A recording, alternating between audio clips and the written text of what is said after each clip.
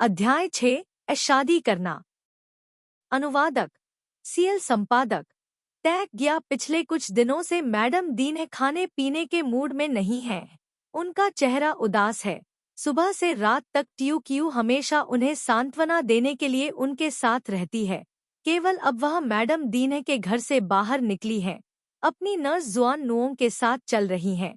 दोनों चलते समय बातें कर रही हैं। क्यू परिवार का मुखिया लोगों के प्रति सहिष्णु और दयालु है, इसलिए वह बहुत लोकप्रिय है। पिछले 2 दिनों से शहर में लोग लगातार उन्हें बधाई देने और धन्यवाद देने आ रहे हैं। हर कोई खुश और उत्साहित है। हालांकि जियाओ कियाओ ने दरवाजे से बाहर कदम नहीं रखा था, लेकिन वह इस मामले के बारे में जानती थी। चुन नियांग ने सुना कि पूरे शहर के लोगों को कियाओ और वेई परिवारों के बीच विवाह के बारे में पता था, जिससे युद्ध की आपदा खत्म हो गई और लोग आभारी थे, इसलिए अब वे जल्दी में अपना आभार व्यक्त करने आए। जब वह अभी भी अपने दिल में बड़बड़ा रही थी, उसने अचानक अपने पिता को दरवाजे के सामने आंगन में आगे पीछे चलते देखा। उनकी अभिव्यक्ति भारी थी। वह जल्दी से आगे बढ़ी और पुकारा। जियाओ कियाओ ने देखा कि उसके पिता कुछ कहना चाहते थे लेकिन रुक गए, इसलिए उसने अनुमान लगाया कि शायद उन्हें उससे कुछ कहना है। जैसे ही वह कमरे में दाखिल हुई, वह मदद नहीं कर सकी और उस मामले के बारे में पूछ बैठी जो उसने अभी अभी सुना था। कियाओ पिंग ने भौहें सिकोड़ी और जियाओ कियाओ को ध्यान से देखा। धीरे से कहा, यार, वास्तव में ऐसी बात है। पिताजी ईमानदारी से आपसे माफी मांगते हैं। जाहिर है उनकी प्यारी बेटी का एक अच्छा रिश्ता था, लेकिन अप्रत्याशित रूप से एक दुर्घटना हुई और अब वह वेई शाओ से शादी करने वाली है। अपनी खूबसूरत और आकर्षक बेटी के बारे में सोचते हुए, जो अब से बाघ के मुंह में दफन हो जाएगी, जिसके पास जाने के लिए कोई नहीं होगा, उसका दिल शब्दों से परे दुखता है। जियो कियाओ को लगा कि कुछ ठीक नहीं है। उसके पिता ने ऐसा आधा वाक्य कहा था और उसने उनके हाव भाव देखे। उसका दिल चौंक गया। डाकियाओं की कोई खबर नहीं थी, लेकिन शादी की खबर पूरे शहर में फैल गई थी और शादी में केवल 2 दिन बाकी थे। पिता ने यह कहा, क्या वह चाहते हैं कि वह दाई क्यू की जगह ले और वेई परिवार में शादी करें? लेकिन मेरी पहले से ही सगाई हो चुकी है। पिताजी, तो मुझे अपनी बहन की जगह लेनी होगी। वह एक पल के लिए झिझकी और फिर पूछा। हालांकि उसके पिता ने जवाब देने में देरी की, लेकिन जियाओ कियाओ ने पहले ही उसके दिल में सब कुछ समझ लिया था। क्योंकि यह बहुत अचानक हुआ था, वह भी स्तब्ध थी। उसका दिल धड़क रहा था। उसका पूरा शरीर प्रतिक्रिया करने में असमर्थ था। पहले उसने दाकियाओं को भागने के लिए प्रोत्साहित किया क्योंकि वह दाकियाओं को भेड़िए के मुंह में गिरते हुए नहीं देख सकती थी और यह भी उम्मीद करती थी कि उसके पिता उसके चाचा को जाने देने और उसे एक अच्छी लड़ाई देने के लिए राजी कर सकें। वह वही थी जिसकी सगाई हुई थी। भले ही वह इसे रद्द करने का तरीका खोजने से पहले इस मामले के गुजरने का इंतजार करने के बारे में सोच रही थी, इसलिए कोई फर्क नहीं पड़ता कि क्या हुआ।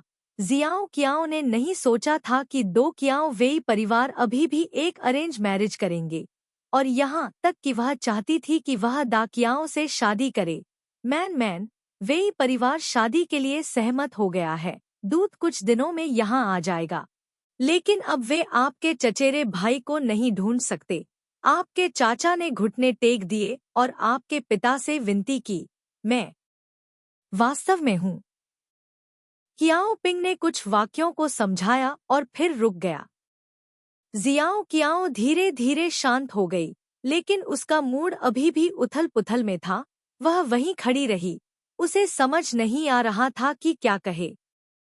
मैं केवल आपकी ओर से राजकुमार लियू के साथ विवाह से इनकार कर सकती हूँ। मैन पिताजी आपसे माफी मांगते हैं। कियाओ पिंग की आंखों में आंसू भर आए। जियो कियाओ एक पल के लिए चुप हो गई। पिताजी, मुझे पता है। मैं बहुत उलझन में हूँ। क्या आप मुझे अकेला छोड़ सकते हैं? अंत में उसने कियाओ पिंग को देखने के लिए अपनी आंखें उठाईं। उसके मुंह के कोनों ने अनिच्छा से मुस्कुराहट में मुड़कर जवाब दिया।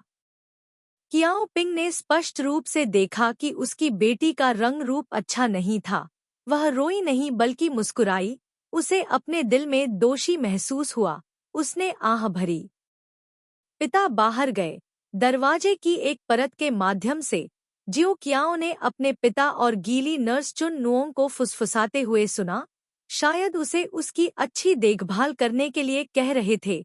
एक पल बाद बच्चेन धीरे धीरे फीके पड़ गए। आसपास का माहौल फिर से सन्नाटे में आ गया। उस रात कियाओ सी को इस खबर का पता चला। बाद में जियो कियाओ ने चुन नुओंग को बोलते सुना। उस समय वह गरज के साथ चिल्लाया, सीधे चाचा के सामने पहुंचा और जोर से विरोध किया। चाचा का कोई बेटा नहीं था, लेकिन उस समय क्यूतु को भी उसके चाचा ने घर से निकाल दिया था और घर से बाहर निकलने पर प्रतिबंध लगा दिया था। उस रात क्यू क्यू को एक पलक भी नहीं झपकी। उसके पिता हमेशा उससे प्यार करते थे और वह अपने दिल में जानती थी कि अगर यह मुश्किल स्थिति नहीं होती तो उसके पिता उससे इस तरह शादी करने के लिए बिल्कुल भी सहमत नहीं होते। अब दोनों परिवारों की शादी की खबर दूर दूर तक फैल चुकी है। सभी ने पहले ही अपना मन बना लिया था। पूरे शहर में लोग उत्साहित और खुश थे। जिला प्रमुख के रूप में यह बाघ की पीठ पर सवार होने जैसा था।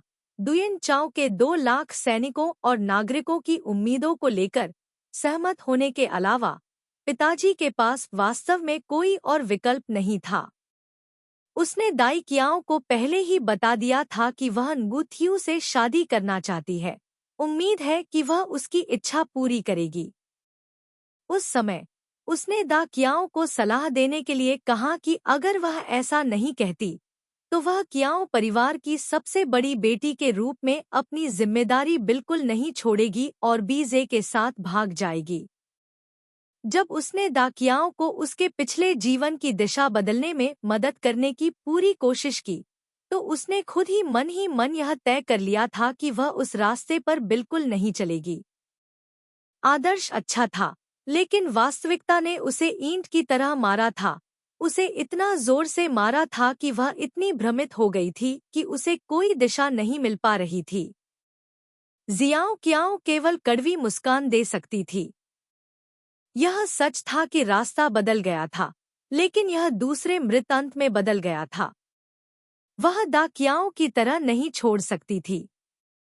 इसके अलावा यदि वह भागना भी चाहती तो नहीं भाग सकती थी।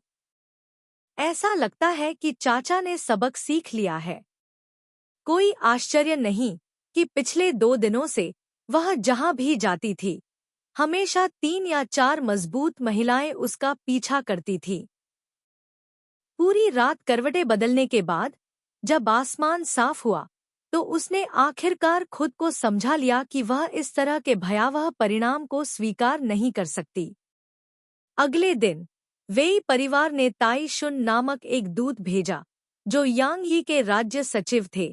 एक कियाओ यू ने कियाओ पिंग और नौकरों को औपचारिक स्वागत तैयार करने के लिए प्रेरित किया और सामने वाले हॉल में मेहमानों का गंभीरतापूर्वक मनोरंजन किया।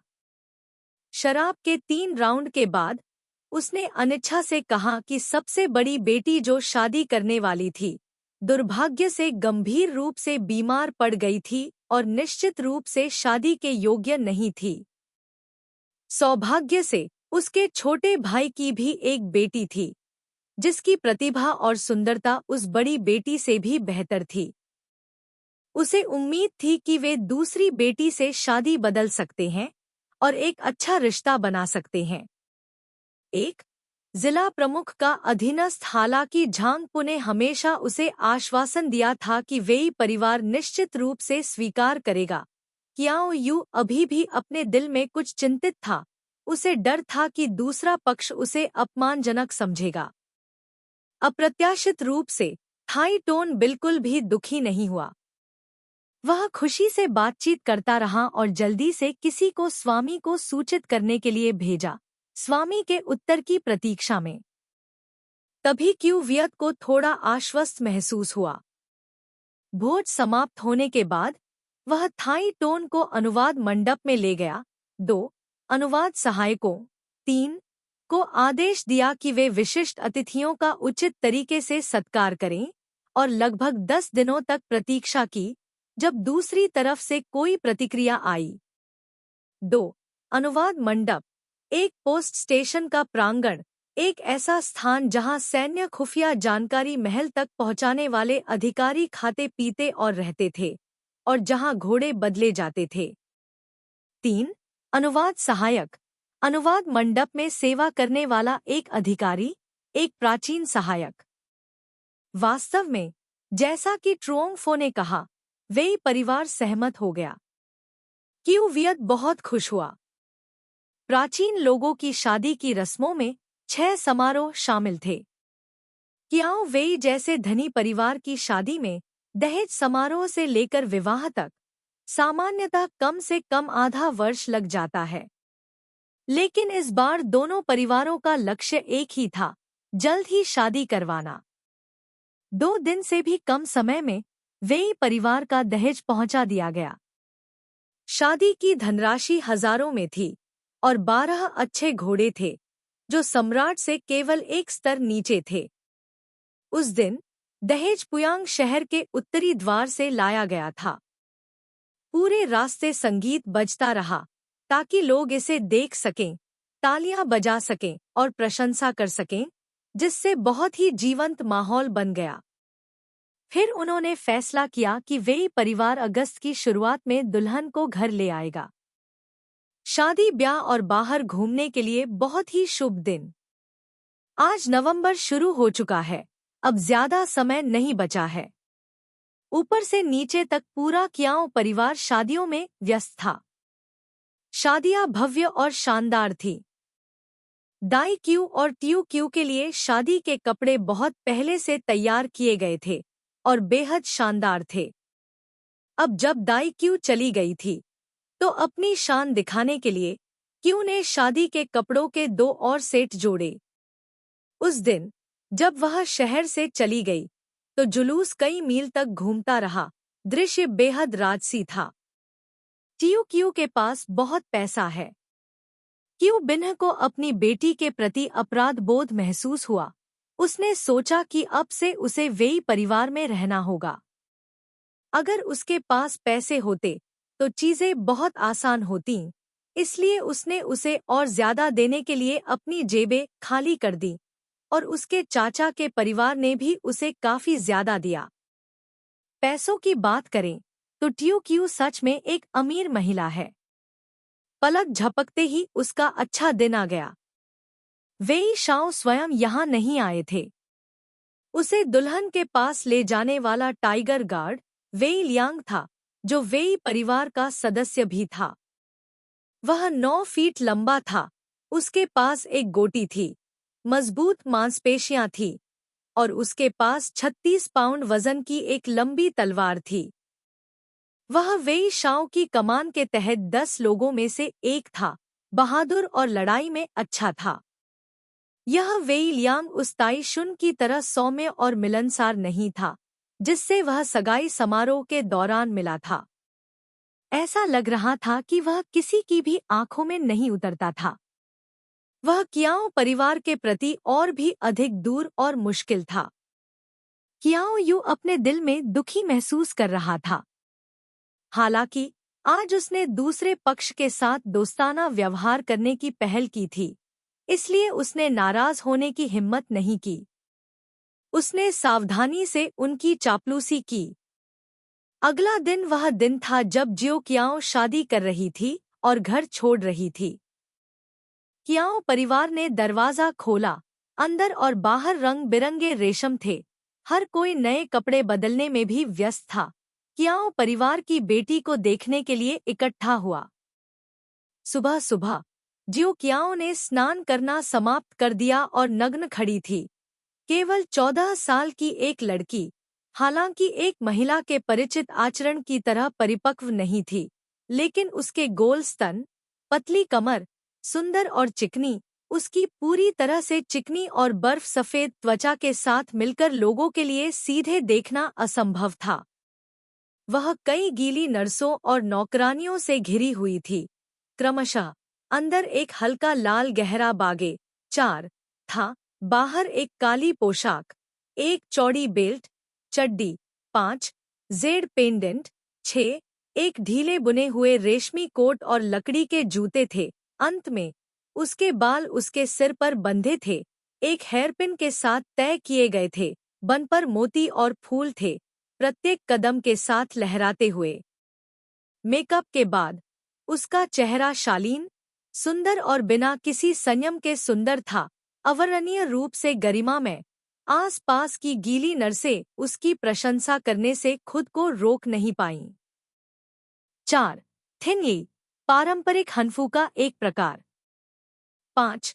तुतात, केंद्रीय मैदानों की प्राचीन पोशाक, शरीर के निचले आधे हिस्से के लिए एक प्रकार का वस्त्र जो जांघों से घुटनों तक ढका होता है। 6. बोइन गोक ग्याक, जेड जोड़े में शामिल हो गए, जेड के 2 टुकड़े एक साथ जुड़ गए। मैडम डिंग ने धीरे से जियोकियाओ का हाथ पकड़ लिया, उसे कई चीजों पर सावधानीपूर्वक निर्देश दिए। अंत में एक पल के लिए जियोकियाओ को एक नजर से देखा, उसकी आंखों के रिम धीरे धीरे लाल हो गए। उसने कहा, यार, तुम्हारे दिल में चाची भी जानती है, ए फार्म की अपनी माँ को छोड़ने की निर्दयता तुम्हारे लिए जरूरी नहीं कि बुरी बात हो, यह तुम्हें सिर्फ तकलीफ दे रही है। तुम्हारी ओर से वेई परिवार में शादी करने के लिए चाची तुम्हारी बड़ी बहन की ओर से तुम्हें धन्यवाद देती हैं। तुम दोनों सगी बहनें हो। अगर भविष्य में तुम्हें उसके ठिकाने के बारे में पता चले तो कृपया अपनी चाची को बता देना। यह उसे आश्वस्त करने के लिए है। वह निश्चित रूप से तुम्हारे चाचा को नहीं बताएगी। ट्यू क्यू के चेहरे पर मुस्कान आ गई, उसने सहमति जताई। शुभ घड़ी में सेवकों ने राजा को घेर लिया और आगे ले गए। चाचा क्यू वियत और पिता क्यू बिन्ह दोनों वहां प्रतीक्षा कर रहे थे। छोटा भाई क्यू तो इस विवाह से असंतुष्ट है, इसलिए वह अभी तक यहाँ नहीं आया है। क्यू बिन्ह अवाक रह गई, यहाँ तक कि उसके चाचा भी कुछ हद तक द्रवित हो गए। वे उसके पास गए और उससे कुछ शब्द कहे और उसे आगे से अपनी सास की सेवा में सावधानी और कोमलता बरतने के निर्देश दिए। आदि जियोकियाओ ने जल्दी से अपने पिता को अलविदा कहा, अपने आंसुओं को रोकने की कोशिश करते हुए, और अपने पिता के सामने घुटनों के बल बैठ गई। जब उसे कियाओ पिंग ने सहारा दिया तो बाहर भी संगीत की आवाज दुल्हन को बाहर जाने के लिए प्रेरित कर रही थी। कियाओ पिंग ने फिर भी अपनी बेटी को नहीं छोड़ा, उसका हाथ छोड़े बिना काफी देर तक रुकी रही। रणनीतिकार झांग पो लगातार पीछे खड़े रहे और मुस्कुराते हुए सलाह देते हुए आगे बढ़े। मार्किस वेई एक वीर और सुंदर आदमी है, दुनिया में हर कोई जानता है। सरदार की बेटी के साथ यह स्वर्ग में बनी जोड़ी है, एक ड्यूक 7 के लिए क्या नहीं है। 7 ड्यूक 5 सामंती उपाधियों में से पहली, जिसका इस्तेमाल एक वृद्ध व्यक्ति को संदर्भित करने के लिए भी किया जाता था। सभी की निगाहों के नीचे कियाओ पिंग ने अपनी बेटी का हाथ आखिरी बार कसकर पकड़ा और फिर धीरे से छोड़ दिया। जियो कियाओ ने झांगपू को देखा। वह जानती थी कि इस विवाह की सफलता को बढ़ावा देने के लिए उसके चाचा ने उसे 200 टन सोना और 2 और नौकरानियां देकर पुरस्कृत किया था। सभी लोग उसका सम्मान करते थे, इसलिए पिछले कुछ दिनों से वह बहुत प्रसन्न था। हालांकि वह भी पीड़ित था और ससुराल वाले भी पिछले कुछ दिनों से दुयेन चाओ के लिए मुश्किलें खड़ी कर रहे थे, इसलिए कोई आश्चर्य नहीं कि उसने यह विचार सोचा, लेकिन फिर भी फंसने का गुस्सा उसे निगल नहीं सका।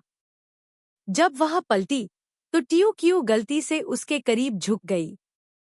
पैंट की कई परतों का फायदा उठाते हुए उसने अपने लकड़ी के मोजे का इस्तेमाल करके उसके पैरों पर जोर से रौंद दिया।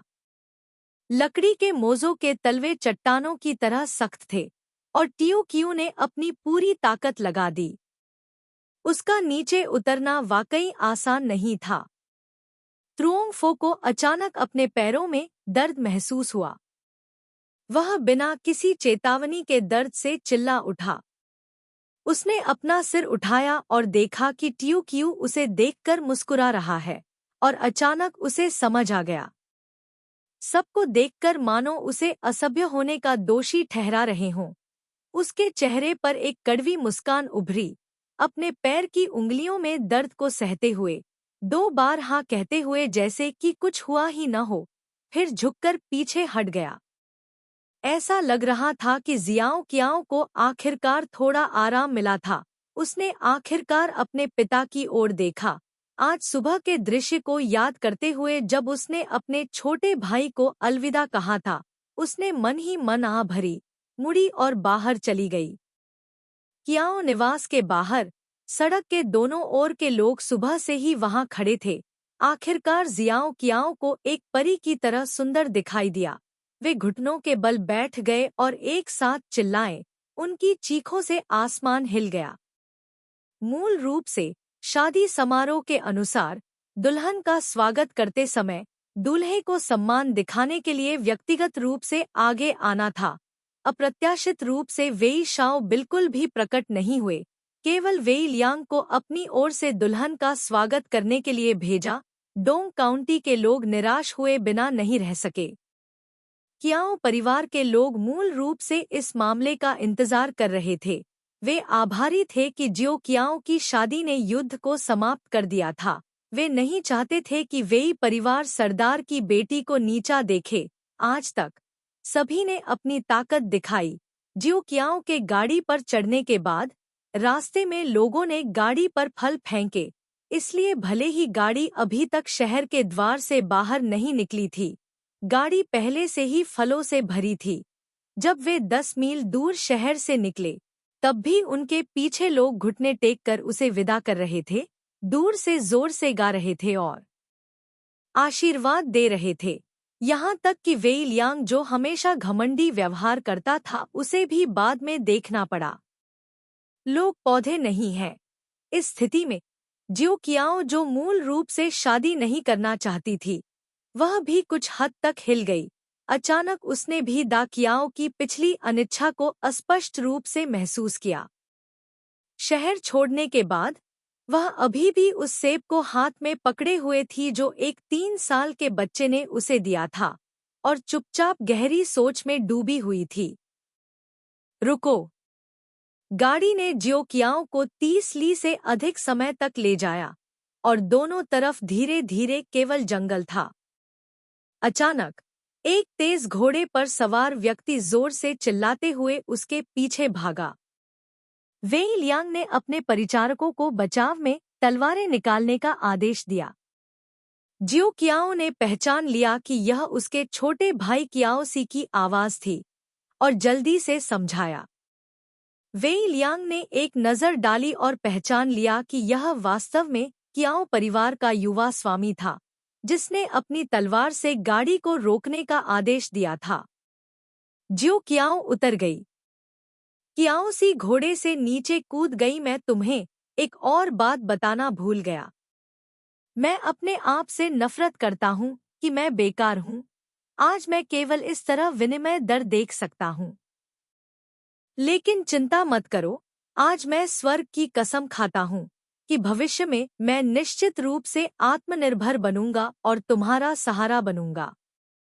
अगर वह वी शाओ तुम्हारे साथ अच्छा व्यवहार नहीं करता है, तो मैं तुम्हें वापस ले लूंगा और तुम्हें बाहरी लोगों द्वारा बिल्कुल भी परेशान नहीं होने दूंगा। 14 साल का लड़का मजबूत था, अभी भी अपनी आवाज तोड़ने की उम्र में था, और उसके होठों के चारों ओर एक नरम, हल्की दाढ़ी उगी थी। लेकिन इस समय उसने ऐसे दबंग शब्द बोले। उसकी आवाज गूंज उठी, हर शब्द हवा द्वारा वेई लियांग के कानों में पहुंचा। वेई लियांग ने कुछ नहीं कहा, केवल मंद मंद मुस्कुराया। जियो कियाओ ने नहीं सोचा था कि उसका छोटा भाई उससे कुछ कहने के लिए इतनी दूर तक पीछा करेगा। उसे अपनी पिछली जिंदगी याद आ गई। उसे और लियू यान को भागने देने के लिए उसने उसे छोड़ दिया था। सुबह से ही वह जो आंसू रोके हुए थी, उसे अब और नहीं रोका जा सका और आखिरकार गिर गया। भैया, बहन जानती है, एजी अच्छी तरह से जिएगी। अब से अपने पिता के प्रति पुत्रवत व्यवहार करना याद रखना। क्याओ सी ने सिर हिलाया। यह देखकर कि दोनों भाई अभी भी वैसे ही थे, वेई लियांग ने आखिरकार अपना धैर्य खो दिया और आग्रह किया। जियो क्याओ ने क्याओ सी का हाथ छोड़ दिया, उसे वापस लौटने का आग्रह किया। फिर वह कार में वापस आ गया और फिर से चल पड़ा। क्याओ सी सड़क के किनारे खड़ी थी, धीरे धीरे एक काले बिंदु में बदल गई और अंत में पूरी तरह से दृष्टि से गायब हो गई। जब जियो क्याओ ने दूर तक देखने के लिए अपना सिर घुमाया, तो धुंधले सर्दियों के क्षितिज के अंत में एक अकेला निगल दक्षिण की ओर उड़ रहा था। अध्याय 7, मार्क्विस की वापसी। अनुवादक टैग गया। टीयू क्यू के दरवाजे से चले जाने के बाद महल, जो अभी अभी ढोल और संगीत की आवाज से भरा हुआ था, धीरे धीरे शांत हो गया। मेहमान तितर बितर हो गए। क्यू वियत ने देखा कि क्यू बिन अभी भी मुख्य दरवाजे पर घूर रहा था और बहुत देर तक नहीं हिला। उसके पास अपने दूसरे भाई को अंदर जाने की सलाह देने के अलावा कोई विकल्प नहीं था। दूसरे भाई, आपकी भतीजी बहुत दूर चली गई है। मैंने अपनी आंखों से देखा कि अभी शहर में कितनी हलचल थी। मैं सचमुच बहुत खुश हूँ। क्यू बिन्ह ने धीरे से पलटकर जवाब दिया। भाई, कुछ ऐसे शब्द हैं जो मुझे नहीं पूछने चाहिए थे, लेकिन मैं इतने दिनों से हिचकिचा रहा था। अब मैं आपसे पूछने का साहस करने का यह अवसर ले रहा हूँ। 10 साल पहले मेरे पिता ने ली टुक एक पर हमला करने के लिए सेना भेजी थी। लड़ाई के दौरान वे बिना हिले डुले खड़े रहे, जिससे वेई जिंग और उनके बेटे की मौत हो गई। तब से वे वेई परिवार के साथ दुश्मनी में आ गए। क्या आपके पिता ने उस समय वेई जिंग को समाचार देने के लिए किसी को भेजा था? उस वर्ष आपने उसके साथ सेना का पीछा किया। आपको स्पष्ट रूप से पता होना चाहिए। एक, ली सु देर से पूर्वी हान राजवंश में एक चरित्र, डोंग झुओ के विनाश में भाग लिया और बाद में लू बू द्वारा नष्ट कर दिया गया। क्याओ यू दंग रह गया। उसने तुरंत नाराजगी दिखाई, अपना हाथ लहराया और कहा, यह सब अतीत में है। आप अचानक इसे अब क्यों ला रहे हैं? उस समय भगवान ने जो कुछ भी किया उसके अपने कारण थे। हम उनके बच्चे होने के नाते इसमें हस्तक्षेप कैसे कर सकते थे? क्यू वियत ने इतनी निश्चितता से उत्तर दिया कि क्यू बिन्ह के दिल ने अपने अनुमान की पुष्टि कर दी। 10 साल पहले ट्रान जिले की घटना के बाद वेई परिवार अंतिम संस्कार का प्रभारी था। क्यू बिन्ह को क्यू खुए के पिता ने नगु डुओंग में श्रद्धांजलि देने के लिए भेजा था। अंतिम संस्कार हॉल के सामने वेई परिवार के जनरल ने गुस्से में क्याओ पिंग पर अपनी तलवार खींची। क्याओ कुई को एक चालाक बूढ़ी लोमड़ी होने के लिए डांटा जो अपनी बात नहीं रखती। उस समय उसने कोई संदेश नहीं भेजा, बस मछुआरे के लाभ की प्रतीक्षा कर रहा था। क्यू बिन्ह बहुत डरा हुआ था। उसे लग रहा था कि अब वह वेई परिवार के दरवाजे से बाहर नहीं निकल सकेगा। अप्रत्याशित रूप से मैडम टू ने अपने सामने ही जनरल को जोर से डांटा और क्यू बिन्ह को धीरे से प्रोत्साहित किया। क्यू बिन्ह दुर्घटना में बच गया और दुयेन चाओ के पास लौट आया। उसने क्यू खुए के पिता को उस समय की स्थिति के बारे में बताया। उसे अभी भी स्पष्ट रूप से याद है कि उसके पिता ने लंबे समय तक भौहें सिकोड़ी और अंत में आह भरी, वेई परिवार में इतनी बूढ़ी औरत है। मुझे डर है कि भविष्य में यह हमारे क्यू परिवार के लिए एक आपदा होगी। इन 10 वर्षों के दौरान क्यू वियत के दिल में अभी भी यह संदेह था कि शायद उसके पिता ने उस वर्ष कोई समाचार नहीं भेजा होगा। मेरे पिता एक साधन संपन्न व्यक्ति थे और कई बार उनका मन जुनून से भरा रहता था। हालांकि उस समय वेई परिवार की सत्ता अभी भी यान्यू के उत्तरी भाग में थी और उसका पानी यानजू के कुएं के पानी में बाधा नहीं डालता था। लेकिन वेई जिंग ने सेना पर सख्ती से शासन किया। उसे मार्क्विस की उपाधि दी गई और वह अपनी प्रतिभा और गुण के लिए प्रसिद्ध था। दुनिया भर के प्रसिद्ध विद्वान उसकी मदद लेने आते थे और एक उत्कृष्ट राजा की छवि प्रकट हुई और गायब हो गई। शायद उसके पिता ने सोचा था कि भविष्य में जब वेई परिवार उठ खड़ा होगा तो उसकी प्रतिष्ठा यानजू के लिए प्रतिकूल होगी और वह इस अवसर का लाभ उठाकर ली सू का हाथ उधार लेकर उस परेशानी के स्रोत को खत्म करना चाहता था। दूसरे भाई, दोनों ससुराल वालों ने अभी अभी अपने मतभेदों को सुलझाया है और दुयेन चाओ की मौजूदा मुश्किलों को सुलझाया है, तो फिर यह अभी भी उपयुक्त क्यों नहीं है?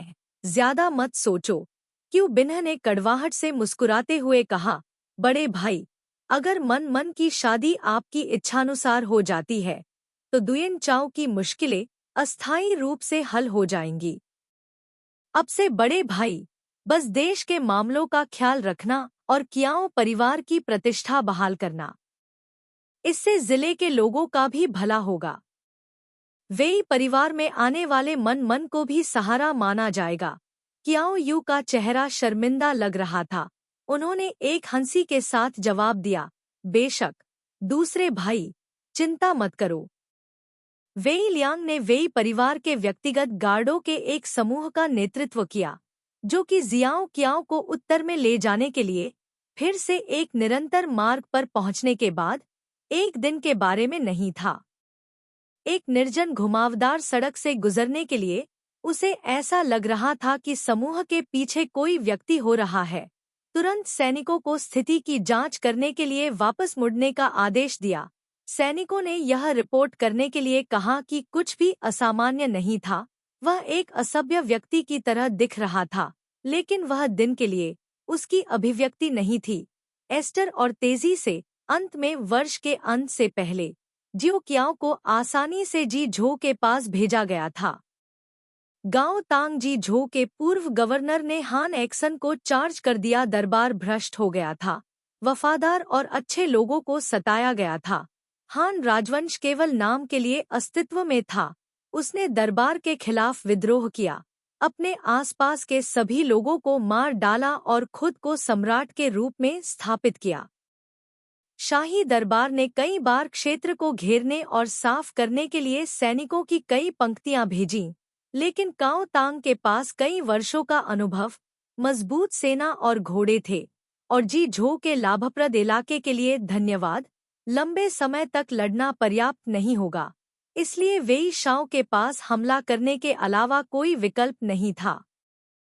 पिछली शरद ऋतु में वेई शाओ ने व्यक्तिगत रूप से अपने सैनिकों को जिझो में ले जाया था। इससे पहले सैनिकों की कई अन्य पंक्तियां हमला कर चुकी थी और हर बार जब वे पहुंचे तो गुइझो के लोगों की त्वचा और मांस की एक परत कट गई। यहाँ तक कि सरकारी सैनिकों ने गांवों को घेर लिया, ग्रामीणों का नरसंहार किया और उनके सिर काटने के बाद इनाम पाने के लिए विद्रोहियों के नकली सिर लटका दिए। लोग पहले से ही वर्णन से परे पीड़ा में थे। जब उन्होंने सुना कि वेई शाओ फिर से यूझो आए हैं तो वे डरे बिना नहीं रह सके और जल्दी से अपने सभी जौ के खेतों को छोड़ दिया जो कटाई के लिए इंतजार कर रहे थे और सभी दिशाओं में छिप गए। ऐसी जगहें भी थी जहां पूरे गांव खाली हो गए थे।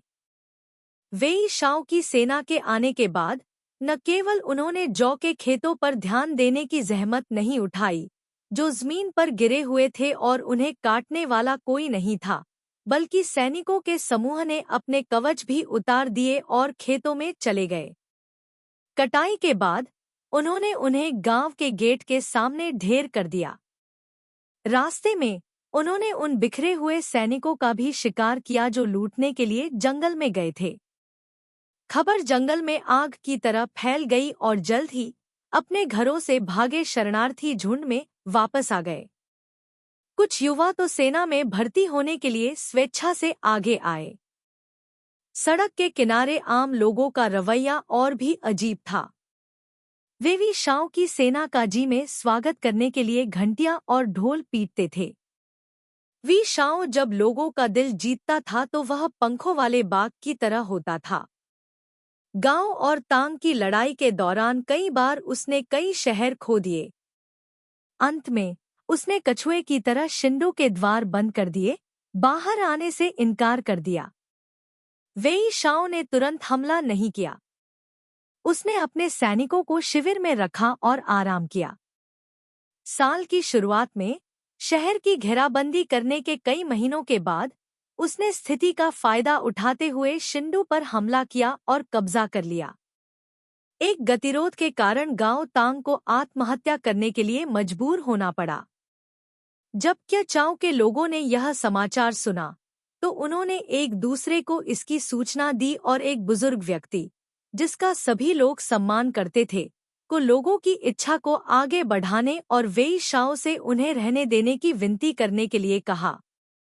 वेई शाओ ने एक ज्ञापन प्रस्तुत करते हुए कहा कि शिंडो के बाहर अभी भी गांव तांग सेना के बहुत से अवशेष हैं, जो लोगों की इच्छा के विरुद्ध जा रहे हैं।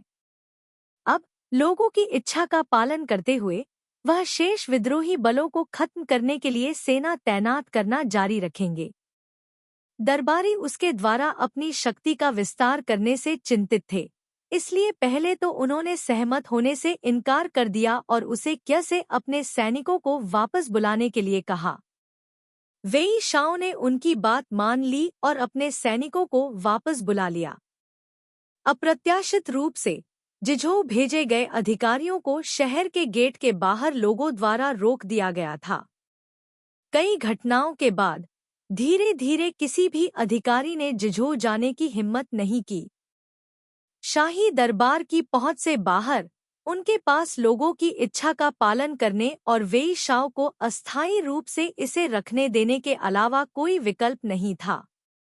दूसरी बार जब वेई शाओ ने जिझोउ में प्रवेश किया तो लोगों ने उसका स्वागत करने के लिए 2 पंक्तियों में पंक्तिबद्ध किया।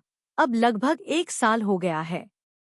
युद्धरत राज्यों की अवधि के दौरान जाओ और 3 साल के बाद जाओ ने हैंडन को खो दिया और शहर में एक्सायनडियू के रूप में एक्सायनडियू पैलेस का निर्माण किया गया था।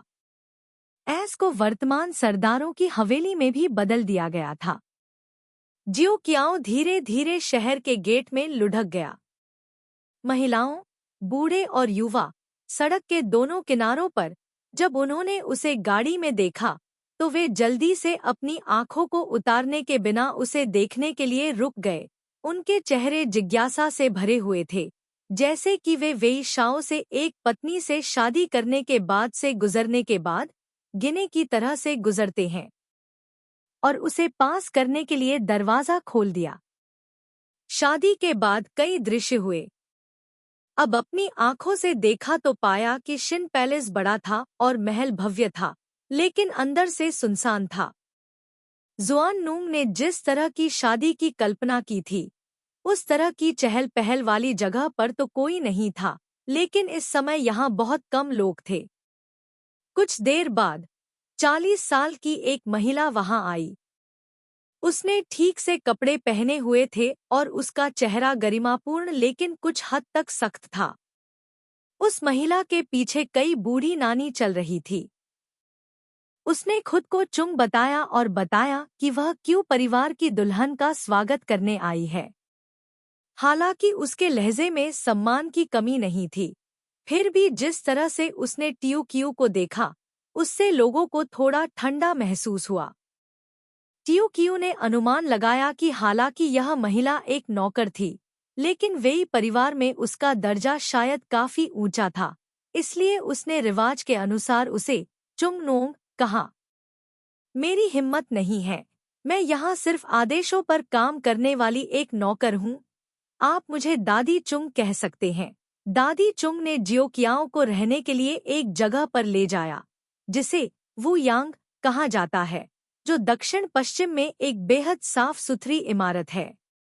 दादी चुंग ने 2 बूढ़ी नर्सों को जियो कियाओ के आदेश पर छोड़ दिया और कहा कि अगर उसे कुछ काम है तो वह उसे खोजने आ सकती है। ऐसा कहने के बाद उसने सम्मानपूर्वक जियोकियाओ को प्रणाम किया और जाने के लिए मुड़ गई। जैसे ही दादी चुंग चली गई, जुआननूंग थोड़ी निराश महसूस करने से खुद को रोक नहीं पाई, लेकिन उसे जियोकियाओ पर और भी दया आ गई। उसने दादी चुंग द्वारा पीछे छोड़ी गई 2 बूढ़ी नर्सों को धकेल दिया और वह और नौकरानी बिस्तर बनाने और सफाई करने के लिए पीछे चली गईं, जबकि धीमी आवाज में शिकायत करते हुए, क्या मार्क्विस वेई अभी शहर में है? शादी कब है? जुआननुओंग को नहीं पता था, क्यू क्यू को भी नहीं पता था, क्योंकि बहुत देर तक गाड़ी में बैठने पर टक्कर के कारण उसके पैर दुखने लगे थे। वह उठ खड़ी हुई, खिड़की के पास गई, दरवाजा खोला और बाहर देखा। आंगन अपरिचित था। वू यांग के बगल में जहां वह रहती थी, प्राचीन इमारत बहुत ऊंची थी। सूरज की रोशनी की एक किरण बस घुमावदार छत के बीच से गुजरती थी, जिससे चमकदार सूरज की रोशनी का एक घेरा बन जाता था, जो लोगों की आंखों को चकाचौंध कर देता था। हर दिन समय पर कोई व्यक्ति यहाँ भोजन और गर्म पानी लाता था, उसकी बहुत अच्छी तरह से देखभाल करता था। जियाओ कियाओ लगभग कभी भी शिनडू के दरवाजे से बाहर नहीं निकलती थी। इसके अलावा उसे लोगों ने भूला दिया था। उस दिन के बाद दादी झोंग दिखाई नहीं दी और उनके पति, चलो उन्हें पति कहते हैं, वेई शाओ नाम के उस आदमी ने अपनी छाया भी नहीं दिखाई। पलक झपकते ही यह लगभग साल का अंत हो गया। जुआननूंग को चिंता होने लगी। उसने अनगिनत बार दोनों बूढ़ी नर्सों को सुनने के लिए पकड़ा, लेकिन ये बूढ़ी नर्सें सिर्फ दादी चुंग की बात सुनती थी। चाहे उनसे कुछ भी पूछा जाए, वे हमेशा अपना सिर हिलाती थी। अगर उनसे पूछने के लिए मजबूर किया जाता, तो वे घुटनों के बल झुक जाती और माफी मांगने के लिए झुक जातीं, जिससे जुआननूंग को बहुत निराशा होती। वह दादी चुंग को ढूंढकर स्पष्ट रूप से पूछना चाहती थी, लेकिन ट्यू क्यू ने उसे रोक दिया। सैनिक आए और मूर्ति को अवरुद्ध कर दिया। लेकिन यह तो अभी शुरू ही हुआ था। उसे कोई जल्दी नहीं थी और उसे भी कोई जल्दी नहीं थी। दिनखांग के 7वें वर्ष का वसंतोत्सव बहुत जल्दी आ गया। जब मौसम साफ था, तो जियाओ कियाओ को सिर्फ वेदी पर चढ़ने की जरूरत थी, ताकि आसपास के इलाके के निवासियों को जल्दी जल्दी अपने कमरे साफ करते, कपड़े धोते और उन्हें बाहर धूप में सुखाते हुए देख सके। वसंत महोत्सव की तैयारी कर रहे थे। यहाँ पहुँचने के बाद ही जियाओ कियाओ को एहसास हुआ कि वसंत महोत्सव एक ऐसा अवसर था जिसे बाद की पीढ़ियों ने साल का सबसे शुभ पारिवारिक पुनर्मिलन अवकाश माना। प्राचीन काल से लेकर अब तक की साधारण धारणा में यह बिल्कुल भी भाग्य का प्रतिनिधित्व नहीं करता था। बांस की तरह बांस की जड़ भी चपटी होती है। केवल परेशानी वाले समारोह को ही लोग शिष्टाचार कहते हैं। तथाकथित वसंतोत्सव भी इस वसंत का सबसे अशुभ दिन है। भूत प्रेत भगाने और सौभाग्य की प्रार्थना करने के कारण लोगों ने धूल को धोने और वसंत महोत्सव शुरू करने के लिए पुनर्मिलन की विधि का उपयोग किया, लेकिन उत्साह का पैमाना अभी भी बाद की पीढ़ियों की तुलना में बहुत कम था। जियोकियाओ बाहर नहीं जा सकता था।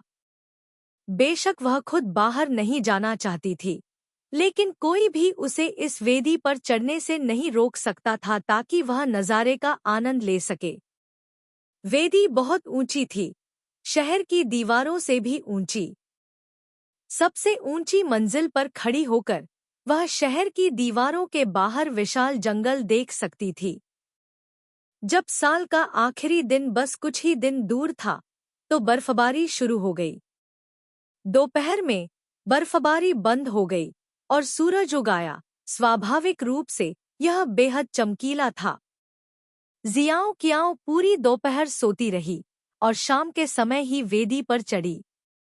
हाल के दिनों में वह अक्सर ऐसे समय में सूर्यास्त का इंतजार करने के लिए वेदी पर चढ़ जाती थी। शहर की दीवारों के बाहर एक विशाल और अंतहीन ग्रामीण इलाका था।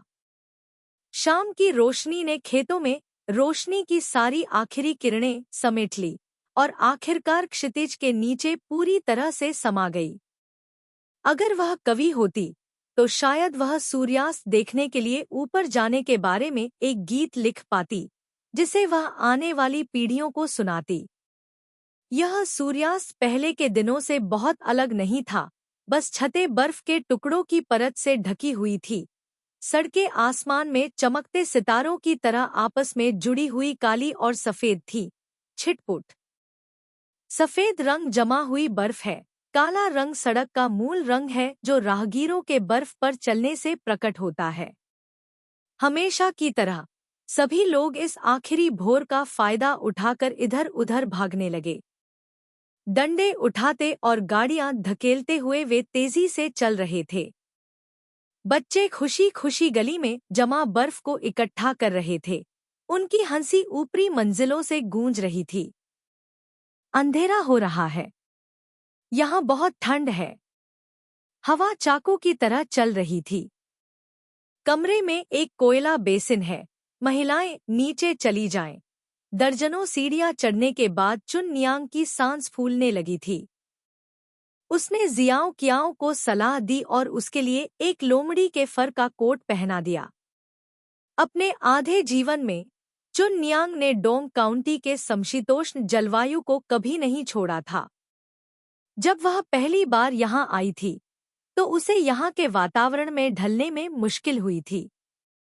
वह केवल यही चाहती थी कि वह सुबह से लेकर अंधेरा होने तक अपने कमरे में बैठी रहे।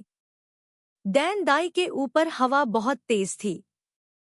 जियाओ कियाओ ने अपने हाथों को कप के आकार में बनाया और उन्हें अपने होठों पर रखकर उन्हें गर्म किया। बची हुई गर्माहट उसकी हथेलियों पर रह गई और उसने उन्हें अपने जमे हुए बर्फीले गालों पर थपथपाया।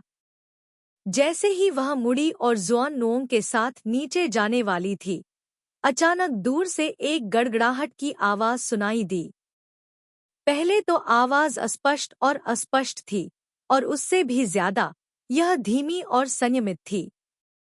जियाओ कियाओ को लगा कि उसने गलत सुना है, लेकिन उसके तुरंत बाद आवाज और भी स्पष्ट हो गई, इतनी अचानक कि इसने लोगों को चौंका दिया, जैसे मैदान पर गड़गड़ाहट हो रही हो।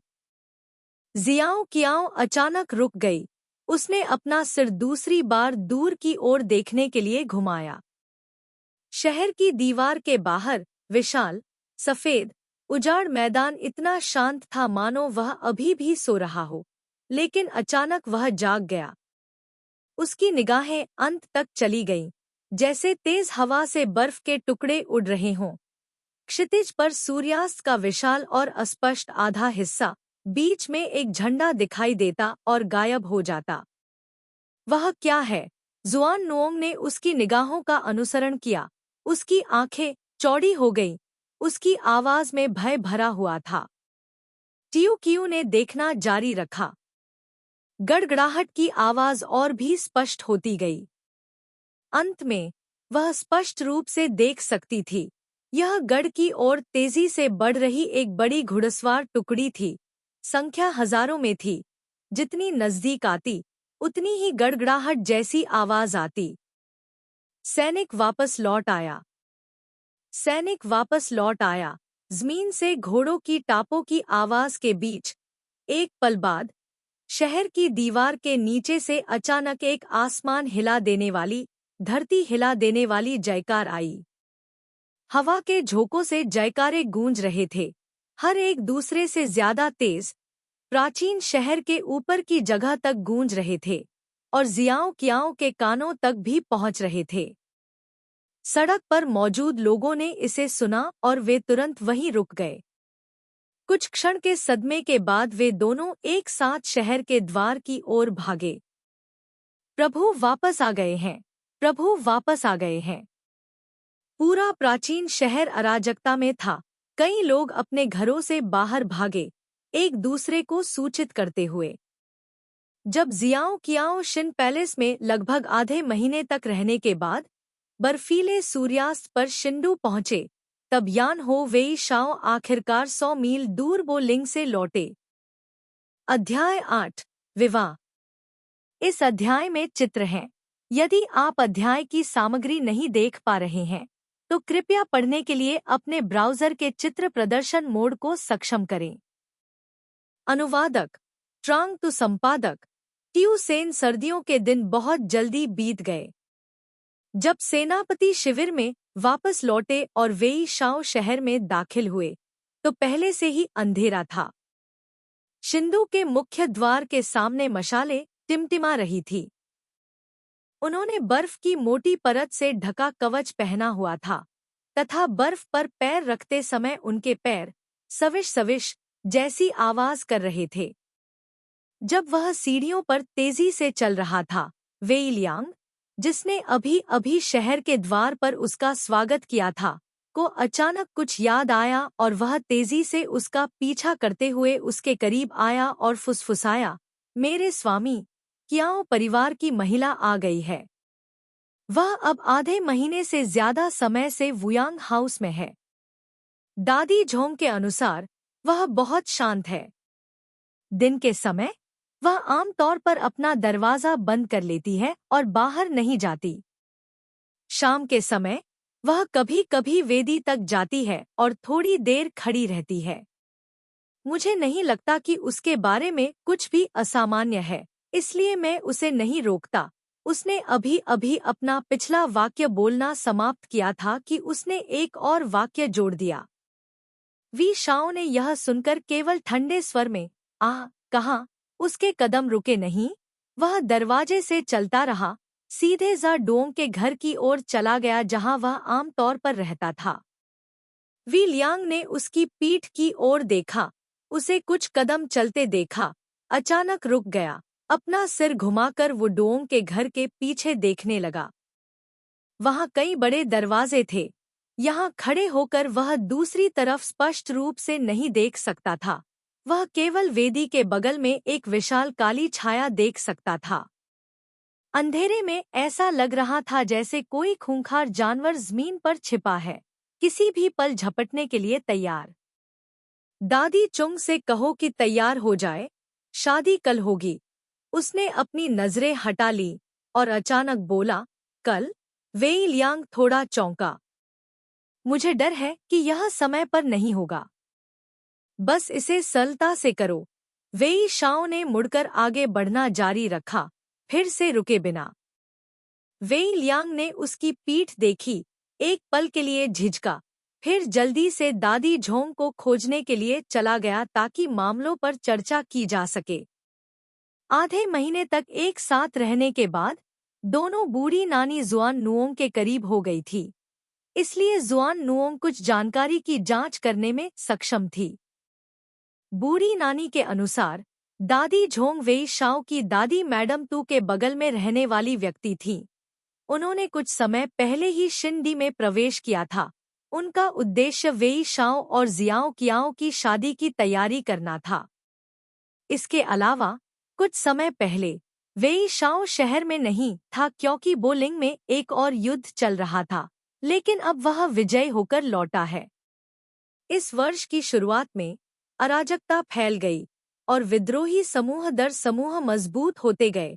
जी झों में मुगाओ तांग जैसे कुछ को छोड़कर, जो पर्याप्त रूप से मजबूत नहीं थे और लक्ष्य बनने के लिए बाहर निकल आए।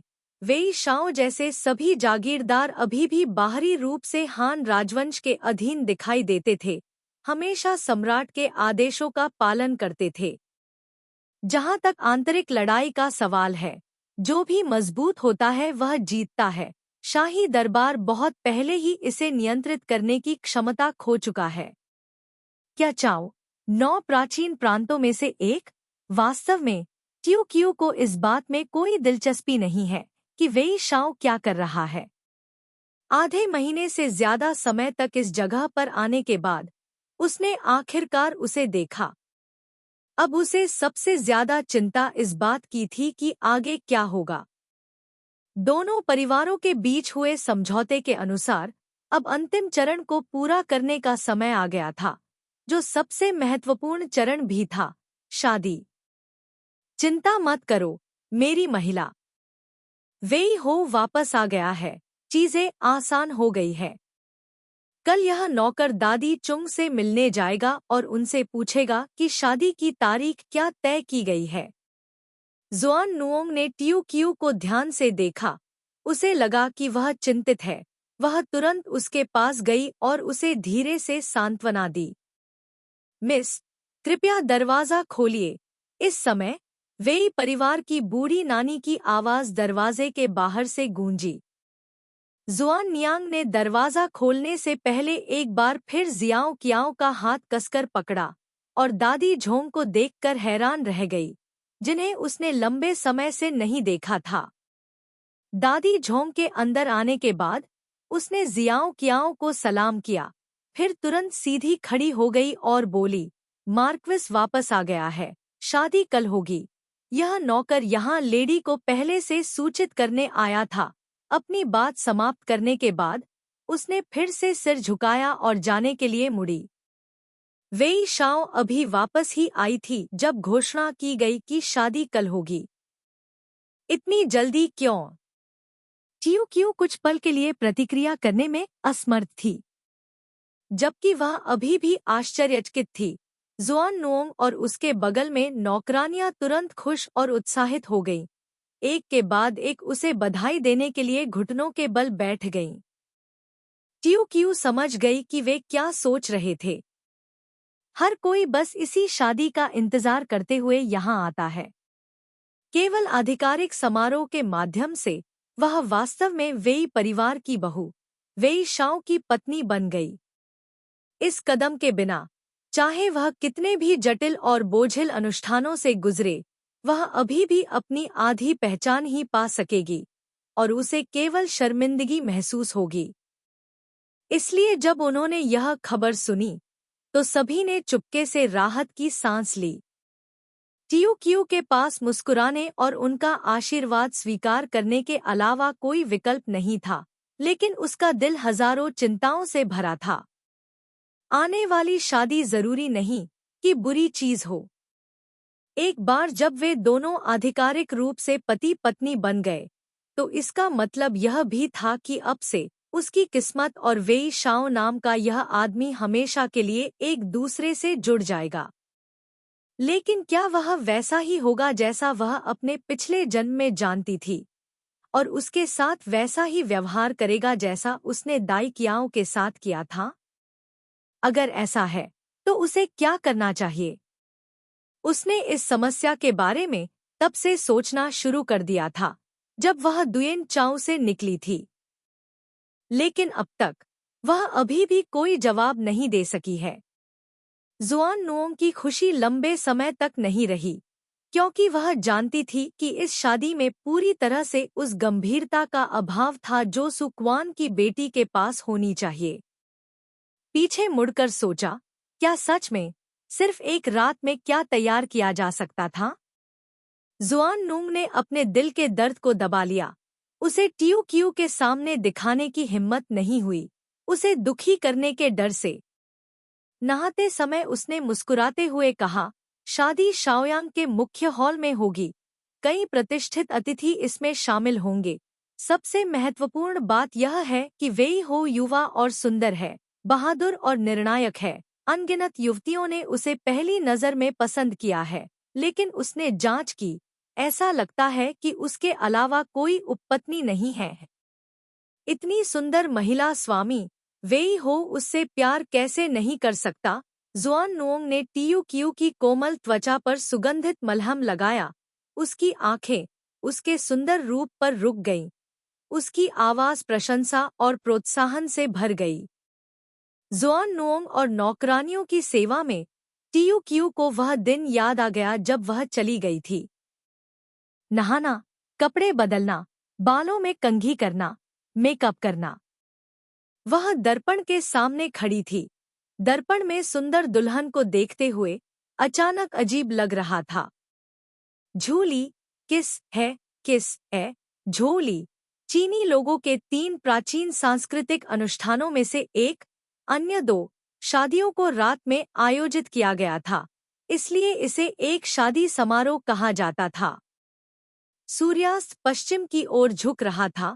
शिन पैलेस, जो हमेशा शांत हो गया था, एक के बाद रोशनी को बदल दिया। भ्रम की रात के तहत यह एक स्पार्कलिंग पगोडा की तरह लग रहा था, जो कि एक दूसरे के लिए एक दूसरे को भव्यता से मिला। रेड लैंटर्न को भी लटका दिया गया था। मुख्य हॉल के अंदर मशाले दिन की तरह उज्ज्वल थे।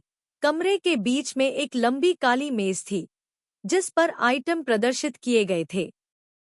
शादी के लिए मेहमान औपचारिक पोशाक में आए और अपने पीछे टावरों पर लंबी मेजों पर बैठे। वे शुभ घड़ी आने का इंतजार करते हुए बातें कर रहे थे। उनमें से ज्यादातर वी शाओ के साथी थे और कुछ शिंडो के अधिकारी भी थे। उन्हें आज सुबह ही शादी के बारे में पता चला। हालांकि उनमें से कुछ को वेई शाओ और लेडी दुयन चाओ के बीच ससुराल संबंध के बारे में पहले से ही पता था, फिर भी इतनी जल्दी होने वाली शादी ने उन्हें आश्चर्यचकित कर दिया। आखिरकार वेई शाओ कल रात इसी समय बो लैंग के युद्ध के मैदान से लौटा था। यहाँ बैठे अधिकांश लोगों ने कियाओ परिवार और वेई परिवार की पुरानी कहानियों के बारे में सुना है। इसीलिए 10 साल बाद वेई शाओ और कियाओ परिवार की बेटी ने विवाह संबंध स्थापित किया, जिससे लोग और भी भ्रमित हो गए और कियाओ परिवार की इस युवती के बारे में और भी अधिक उत्सुक हो गए, बस उसके प्रकट होने का इंतजार कर रहे थे।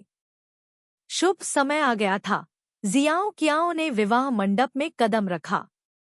जब उसके दोनों हाथों ने धीरे से अपनी लंबी पोशाक के हेम को ऊपर खींचा और मेहमानों के सामने आई, तो शोरगुल से भरा विवाह मंडप अचानक शांत हो गया। कई जोड़ी आंखें उसे घूर रही थी, कुछ छानबीन कर रही थीं, कुछ चौंक गई थी और कई आंखें छानबीन और हैरान थी। फिर भी जियाओ कियाओ को बिल्कुल भी घबराहट महसूस नहीं हुई। उसने अपनी आंखें थोड़ी नीची कीं, चुपचाप अपने आगे बढ़ते पैरों को देखती रही। वह धीरे धीरे चली, अपने कानों के पास गा रहे समारोह अधिकारी की मधुर और गहरी आवाज और सभी दिशाओं से जांचती हुई निगाहों का अनुसरण करते हुए। उसके बगल में 2 लोग आगे बढ़ रहे थे। आखिरकार जब वह भीतरी हॉल में दाखिल हुई, तो वह लंबी मेज से कुछ कदम दूर रुक गई। उसके सामने एक व्यक्ति खड़ा था। वह दूसरे व्यक्ति की निगाह को स्पष्ट रूप से महसूस कर सकती थी। यह निगाह उसके आसपास की निगाहों की तरह नहीं थी जो उसे अनदेखा कर सकती थी। यह व्यक्ति सीधे उसकी ओर देख रहा था, बिल्कुल भी टाल नहीं रहा था। साथ में दमन की एक अकल्पनीय भावना भी थी। कपड़ों की परतों के नीचे की त्वचा भी इस तरह के दमन को महसूस करती थी। छिद्र सिकुड़ गए थे, उसकी गर्दन के पीछे के बाल खड़े हो गए थे। उसने धीरे से अपनी आंखें उठाई, लेकिन उसकी तुलना में वह पहले से ही एक बड़ा आदमी था, चौड़े कंधों और सीधी कमर के साथ। वे दोनों एक दूसरे के सामने इस तरह खड़े थे।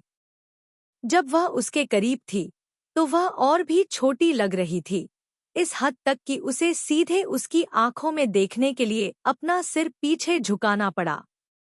जैसा कि जुआन नूंग ने वर्णन किया था, वह एक बेहद खूबसूरत आदमी था, जिसने 9 ड्रैगन के साथ कढ़ाई वाला मुकुट पहना हुआ था, एक गहरे लाल रंग का लबादा, शांत और राजसी। गहरा लाल लबादा चित्र में लाल और काले रंग का लबादा जैसा। औपचारिक मंदारिन मंत्रोच्चार की आवाज के दौरान वह अभी भी उसी तरह सीधे ट्यू क्यू को देख रहा था। उसकी आंखें एक बार भी नहीं झपक रही थी। उसकी निगाहें बाहर की रात की तरह उदास और अंधेरी थी। ट्यू क्यू की पलकें थोड़ी कांप उठीं और उसने फिर से अपनी आंखें नीची कर ली। औपचारिक मंदारिन के मंत्रोच्चार के बाद किसी ने लाल फूलों की पट्टी सौंपी, जिसका एक छोर ट्यू क्यू के हाथ में था, दूसरा छोर वेई शाओ के हाथ में था। उन दोनों ने फूलों की पट्टी पकड़ी और बड़ी मेज पर चले गए। फूलों का रिबन हटा दिया गया। दोनों लोग एक दूसरे के सामने बैठे। समारोह अधिकारी के निर्देशों का पालन करते हुए उन्होंने ग्वान ली, लाओ ली और फिर हॉप कैन ली की रस्में निभाईं। ग्वान ली, हाथ धोने की रस्म। यह दर्शाता है कि व्यक्ति अच्छी परवरिश के साथ पैदा हुआ है। हॉप कैनली, दूल्हा और दुल्हन एक साथ शराब पीते हैं। बोझिल रस्मों की एक श्रृंखला आखिरकार खत्म हो गई। आखिरी रस्म बाल बांधने की थी। यह दर्शाती है कि दोनों लोग शादीशुदा हैं। उनके बगल में मौजूद नौकरों ने उनके बालों का एक हिस्सा काटा, फिर उन्हें एक साथ बांध दिया। इस पर सभी लोग खुश हो गए और बधाइयां देने का सिलसिला जारी रहा। उसके सामने बैठा आदमी सीधा खड़ा था, हिल नहीं रहा था, लेकिन ट्यू क्यू ने उसके होठों के कोने को थोड़ा मुड़ा हुआ देखा, जैसे कि यह सिर्फ एक पल के लिए था। अगर वह गलत नहीं थी, तो यह स्पष्ट रूप से एक अधीर नज़र थी, साथ ही एक हल्की मुस्कान थी जिसमें थोड़ी उदासीनता थी। अध्याय 9, हत्या का इरादा। अनुवादक झुआंगजी, संपादक जियाओ सेनकल। बोलिंग पर विजय से लौटने के बाद उन्होंने जिंगझो में चेन जियांग की विद्रोही सेना को दबा दिया। आज रात मार्क्विस की भव्य शादी थी। शिविर में उन्होंने बकरियों को मार डाला और सुअरों का वध किया। उन्हें शराब का एक असाधारण इनाम दिया गया था, जो मार्क्विस द्वारा दी गई बधाई शराब भी थी। 17 साल की उम्र से वेई शाओ ने व्यक्तिगत रूप से सेना की कमान संभालनी शुरू कर दी थी। हर बार जब वह मार्च करता था, तो वह एक ही बर्तन से खाना खाता था और अपने सैनिकों के साथ एक ही तंबू में सोता था।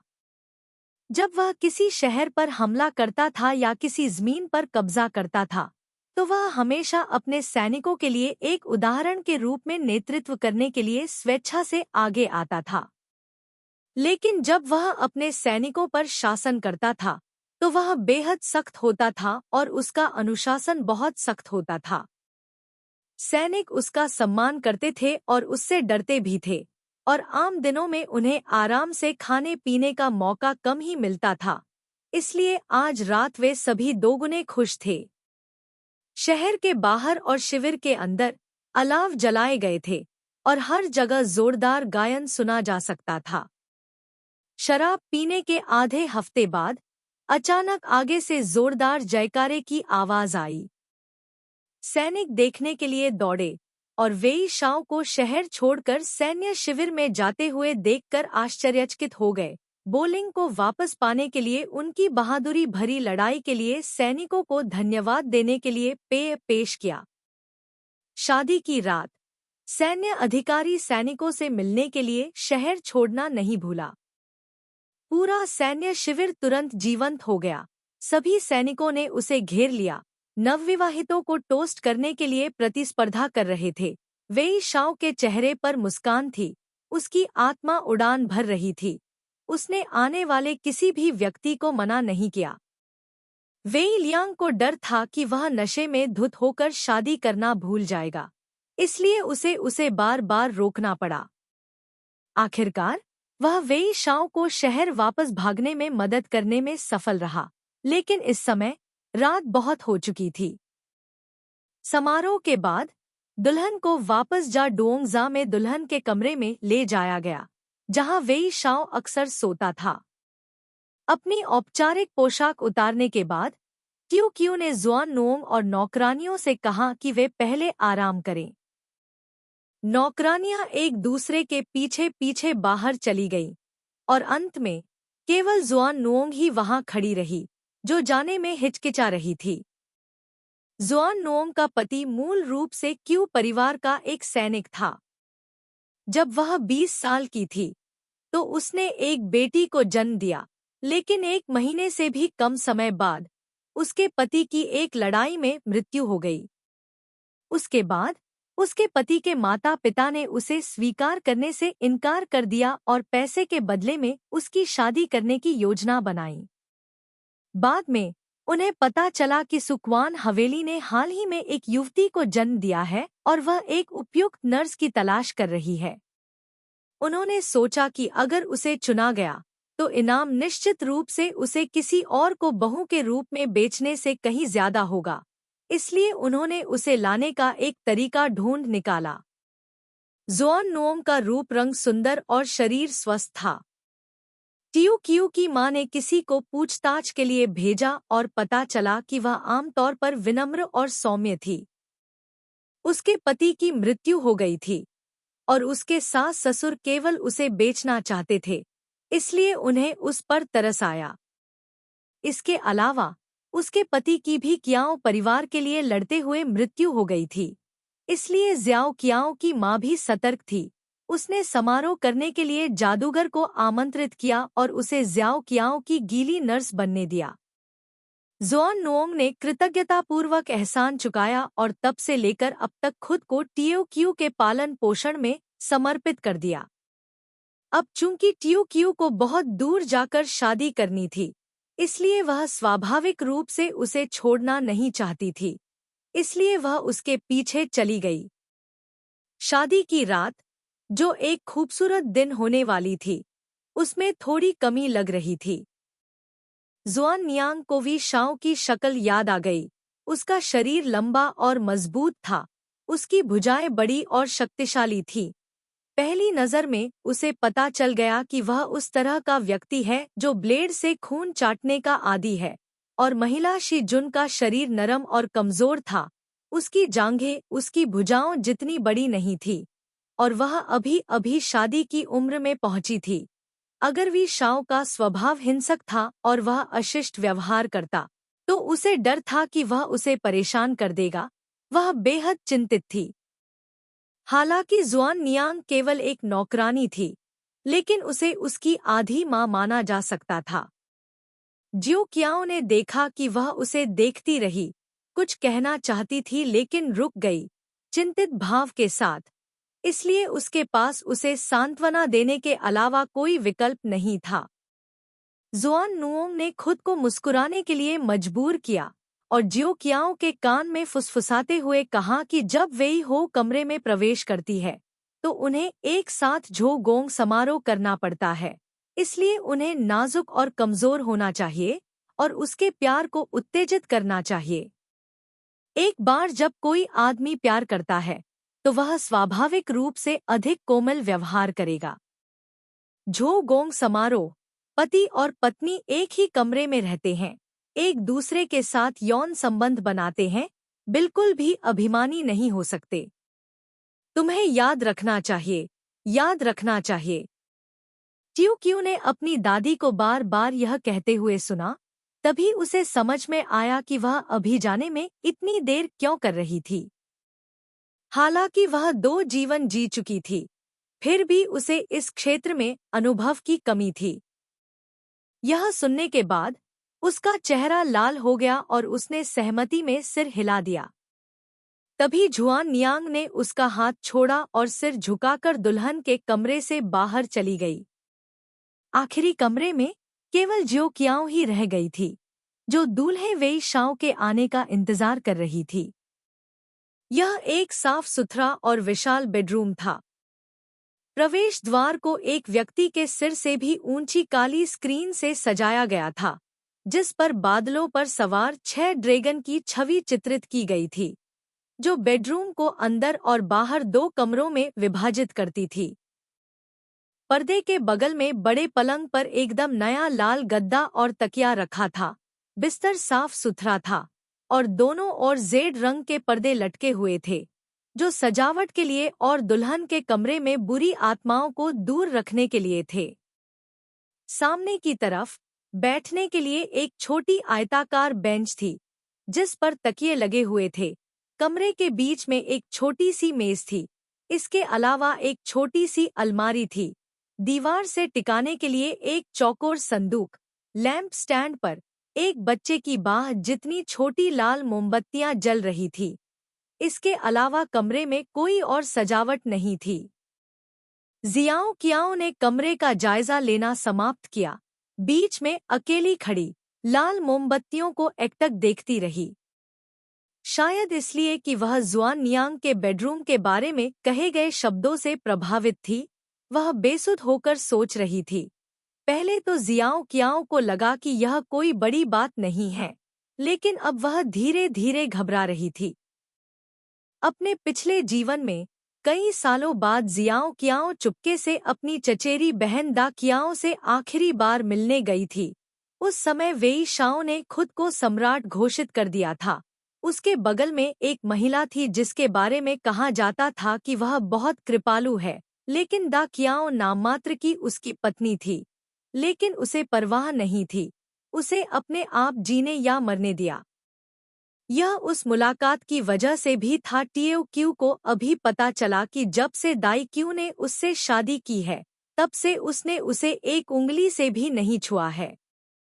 हालांकि दाई क्यू टीओ क्यू जितनी सुंदर नहीं थी, लेकिन वह भी एक खूबसूरत इंसान थी।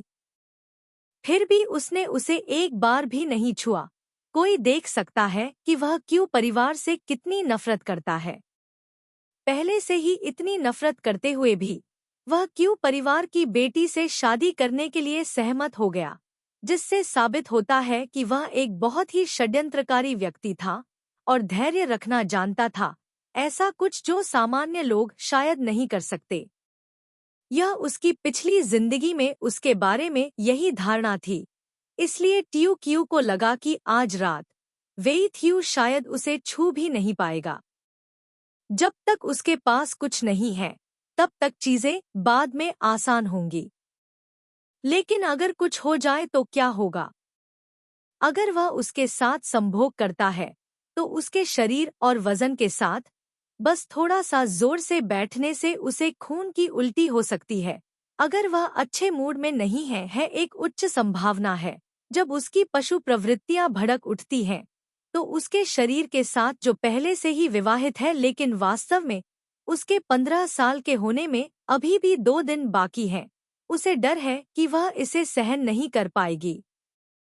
वह वास्तव में खुद को जुआन नुओंग ने जो कहा वैसा दिखने की कल्पना नहीं कर सकती। जब वह उस चीज को कर रही थी, उसके शरीर के नीचे किस तरह की कोमलता कठोरता को दूर कर सकती है। जियो कियाओ ने अपने पिछले जन्म में लियू यान से शादी की थी। हालांकि वह एक मासूम और अज्ञानी व्यक्ति नहीं थी, लेकिन इस पहलू में उसने अभी तक युद्ध का अनुभव जमा नहीं किया था, इससे पहले कि वह जियो कियाओ में बदल जाए जो वह अब है। जितना अधिक जियो कियाओ ने इसके बारे में सोचा, वह उतनी ही अनिश्चित होती गई। अंत में उसने अपना संयम वापस पा लिया और बड़े बिस्तर पर बैठी रही, अपने सामने के पर्दे को निहारती रही। जब वह पहली बार यहाँ आई थी, तो वह यहाँ के लोगों के बैठने की मुद्रा से बहुत अपरिचित थी। आजकल ऊंची टांगों वाली कुर्सियां केवल उत्तर में हूँ जनजाति के बीच ही दिखाई देती हैं, लेकिन यहाँ ऊंची कुर्सी पर बैठना अशिष्टता माना जाता है। दूसरों के सामने बैठते समय वह केवल 2 स्थितियों में से एक ही चुन सकती है। या तो नितंबों को एड़ियों से दबाया जाता है और उकड़ू बैठा जाता है।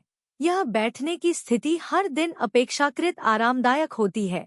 या नितंबों को ऊपर उठाया जाता है। ऊपरी शरीर सीधा होता है, जिसे सीधे घुटने टेकना कहा जाता है, जिसे घुटने टेकना भी कहा जाता है। यह एक प्रकार की बैठने की स्थिति है जब खड़े होने या मेहमानों का स्वागत करने की तैयारी होती है, जो सम्मान का रवैया दिखाती है। कोई फर्क नहीं पड़ता कि किस तरह की बैठने की स्थिति है, क्योंकि इसे लंबे समय तक बनाए नहीं रख सकती है। इससे भी ज्यादा, वह जुआन नुओंग की तरह कढ़ाई और सिलाई करने के लिए 1 घंटे तक बैठी नहीं रह सकती। अतीत में घर पर जब तक कोई बाहरी व्यक्ति नहीं था, भले ही जुआन नुंग ने उसे अशिष्ट होने के लिए डांटा हो, वह अभी भी अपने पैरों को फैलाकर आराम करने के लिए बैठी रहती थी। इसलिए अब तक वह लंबे समय तक घुटने टेकना नहीं सीख पाई थी। टीयू क्यू लंबे समय तक स्टाल पर ठीक से बैठा रहा, लेकिन फिर भी उसने nguथियू को वापस आते नहीं देखा। बाहर बहुत शांति थी, कोई आवाज नहीं सुनाई दे रही थी। इसलिए उसने अपने पैर फैलाए, अपने बगल में रखे बक्से को नीचे खींचा, अपने अंगों को आराम दिया और बिस्तर पर आधी लेटी और आधी झुकी।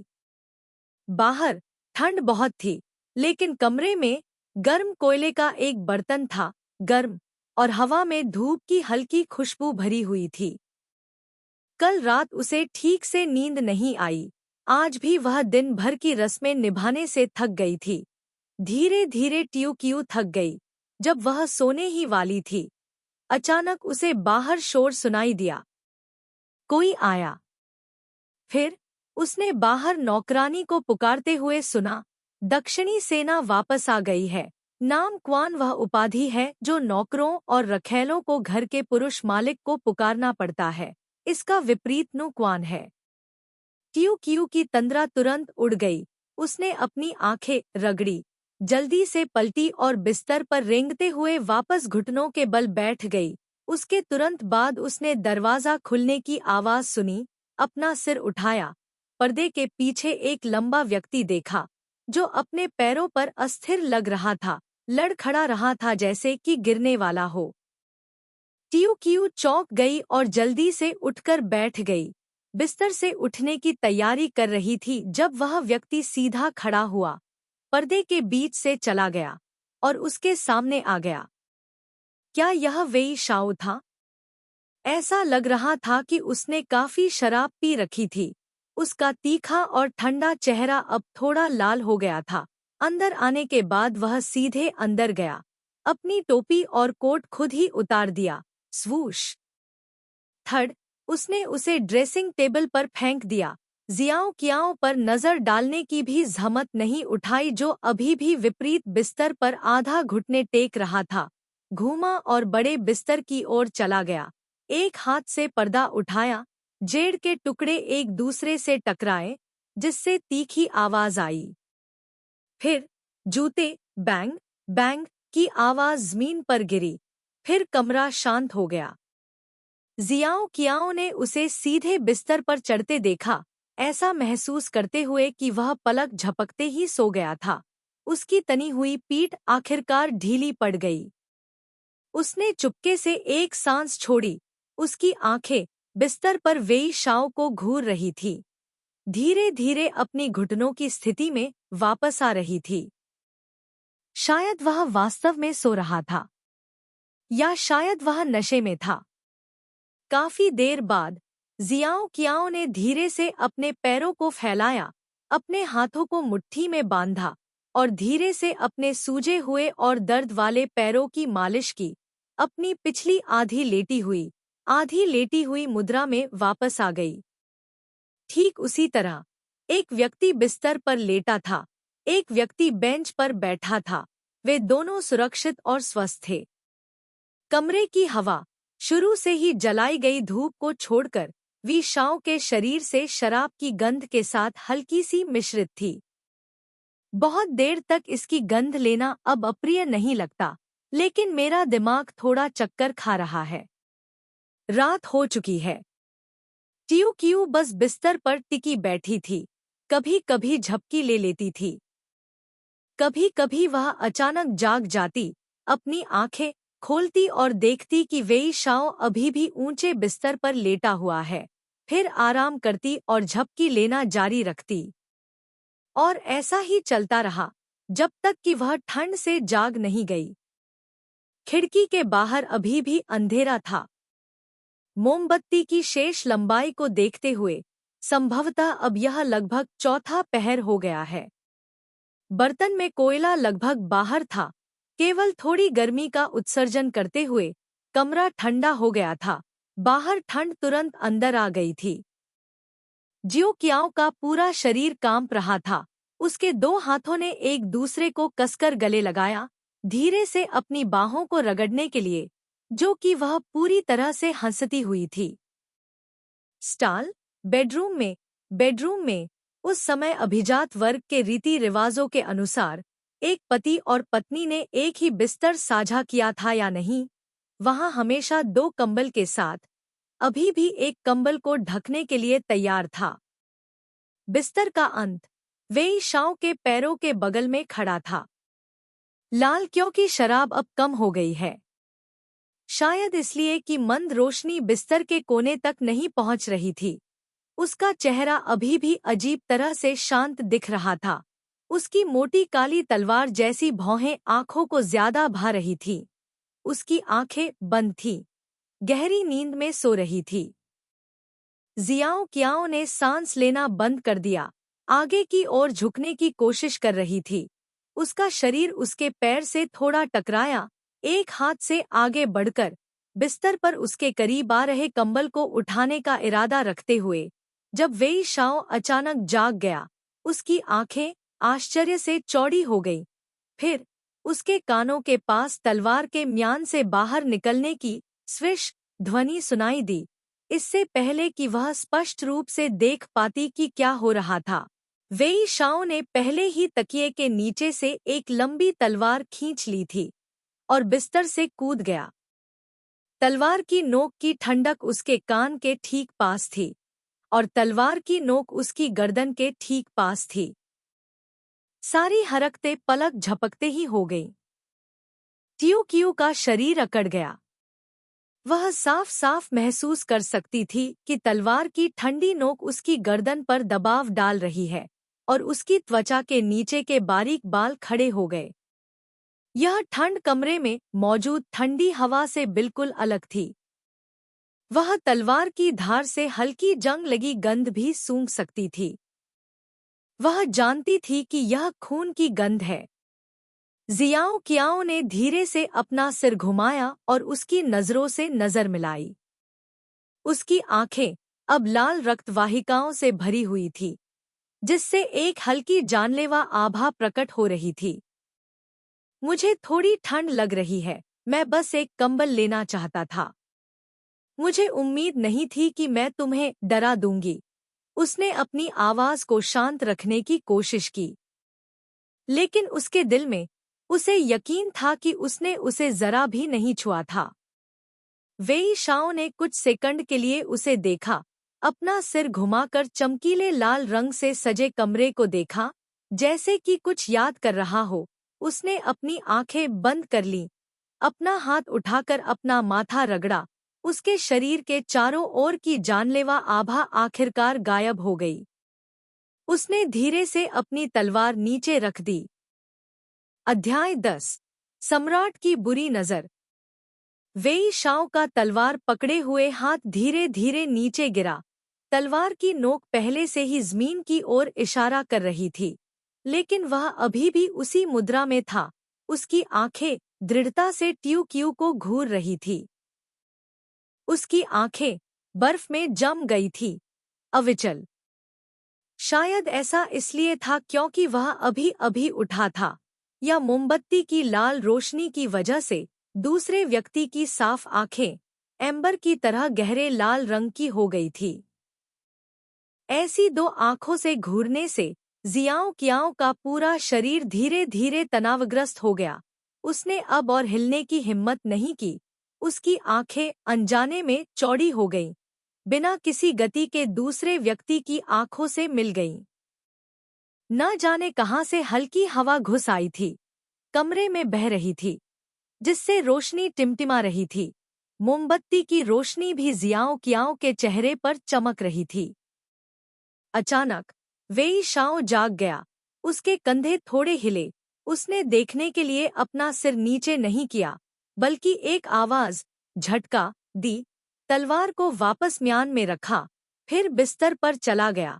बिस्तर के किनारे पर बैठ गया, अपने जूते पहनने के लिए नीचे झुका। उसने तलवार उठाई और जल्दी से खड़ा हुआ और बाहर चला गया। जियो कियाओ ने दूसरे व्यक्ति की पीठ को देखा और राहत की सांस ली। वेई शाओ अभी स्क्रीन पर चला गया था जब वह अचानक रुक गया, देखने के लिए अपना सिर झुकाया। इससे पहले कि जियो कियाओ सांस ले पाती, हवा अचानक उसके सीने में रुक गई। यह जगह आपके आराम करने के लिए उपयुक्त नहीं है। कल मैं आपको वापस गुडोंग ले जाऊंगा, उसने ठंडे स्वर में कहा और अंत में मुड़कर चला गया। आकृति स्क्रीन से गुजरी। दरवाजा खुलने की आवाज चरमराहट के साथ आई। उसके बाद धीरे धीरे दूर जाने वाले कदमों की आवाज आई। बस एक पल बाद और कुछ नहीं था। इस समय जियाओ कियाओ ने आखिरकार एक सांस छोड़ी। राहत महसूस करते हुए वह झुकी और धीरे धीरे बिस्तर के किनारे पर बैठ गई। अपने थोड़े कांपते हाथों को देखते हुए उसकी पीठ ठंडे पसीने से भीगी हुई थी। उसकी गीली अंडरशर्ट उसकी त्वचा से चिपकी हुई थी। ठंड, उसका पूरा शरीर बेहद असहज था। वेई शाओ अध्ययन कक्ष की ओर चला गया। जब वह लगभग वहां पहुंच गया तो वह रुक गया और चारों ओर देखने लगा। सुबह के समय शिन पैलेस में बहुत से लोग नहीं होते थे, इसलिए यह अक्सर लोगों को खालीपन का एहसास कराता था। अब तो यह केवल चौथा पहर था, वह समय जब रात अपने सबसे अंधेरे में थी। चारों ओर सन्नाटा था। शायद शिंदे एक में नौकर अभी भी सो रहे थे। एक शिंदे दे एक हवेली है। उसकी नजर रात में डूबी हुई तानदाई की स्पष्ट रूप से रेखांकित रेखाओं पर रुक गई, जो इमारत के पीछे छिपी हुई थी। कुछ देर बाद वह ऊपर की मंजिल पर चढ़ गया। रात की हवा की हड्डियों को कंपा देने वाली ठंड को अवशोषित करने के लिए रेलिंग के सहारे झुक गया। शहर की दीवार के पीछे दूर अंधेरे ग्रामीण इलाकों की ओर देखा। जैसे ही वह विचारों में खोया हुआ था, उसने अचानक अपने पीछे बहुत ही छोटे कदमों की आवाज सुनी। पीछे देखने के लिए अपना सिर घुमाया। ऊपर के तारों की रोशनी के कारण उसने पहचान लिया कि जो व्यक्ति आया था वह मार्चिंग जनरल सिमा गोंगसुन यांग था। शादी की रात के बीच में भगवान यहाँ अकेले इस तरह रेलिंग के सहारे क्यों झुके हुए हैं? गोंगसन यांग saluted Wei Shao, then approached and smiled. Gongsun Yang, courtesy name Bu Yin, father-in-law from Jhangakki, 40 years old this year. In the past, during the time of Wei Shao's father Wei Jing, because of his humble background, among the talented people under Wei Jing, he was just an unknown name. After Wei Jing passed away, Yuzhu fell into a dire situation surrounded by enemies on all sides. At that time, thanks to his exceptional speaking ability, he presented to his superiors a plan to save and cooperate with the emperor. He turned Yuzhu into a safe place several times. He was gradually promoted by Lady Xu. Later, when Wei Shao sent troops, he began to follow Wei Shao to fight in the south and pacify the north. His official title was Sima of the army. He was also Wei Shao's trusted advisor and was highly valued by him.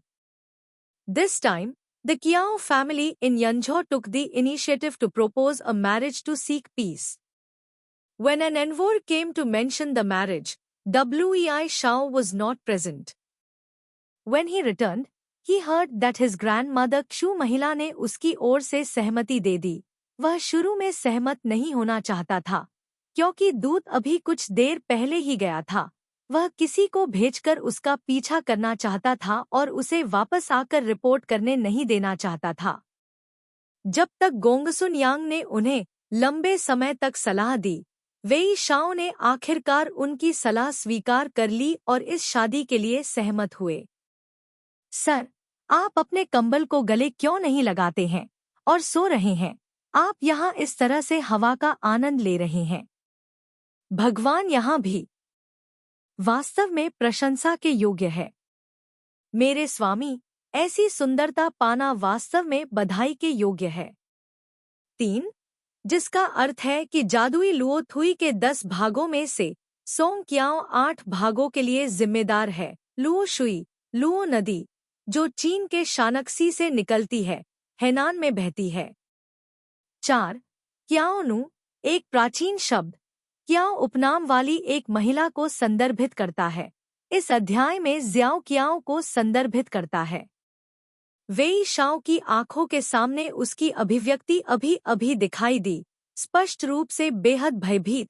उसकी आंखें उसकी ओर खुली हुई।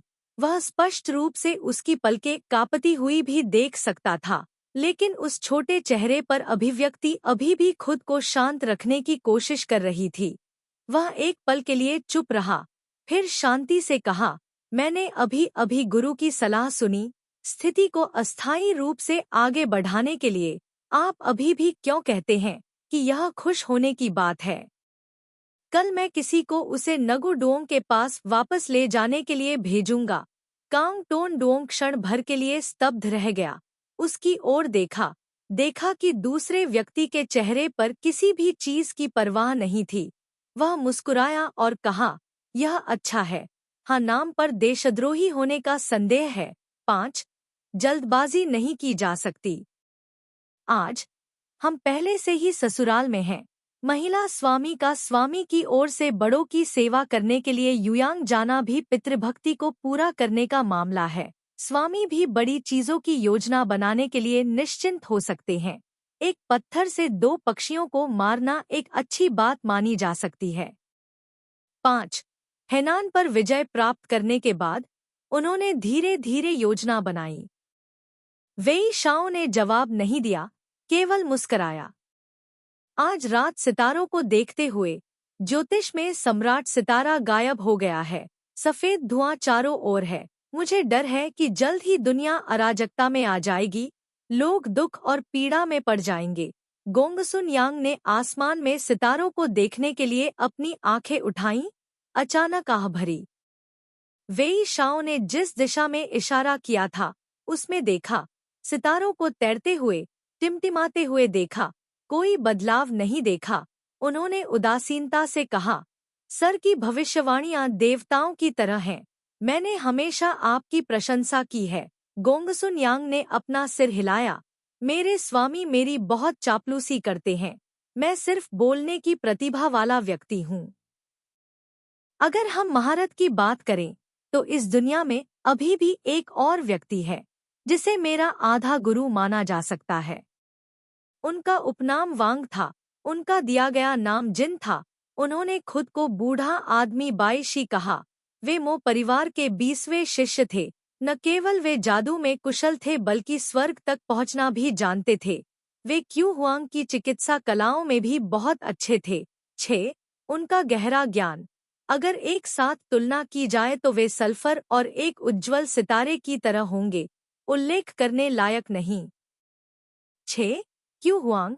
ऐसा कहा जाता है कि एक सम्राट था जिसने क्यूबा को चिकित्सा का अध्ययन करने और फिर इसे एक किताब में लिखने का आदेश दिया था। पीले सम्राट के इनर कैनन में काफी कुछ सामग्री है जहां सम्राट ने क्यूबा से जवाब देने के लिए कहा और फिर इसे लिख दिया।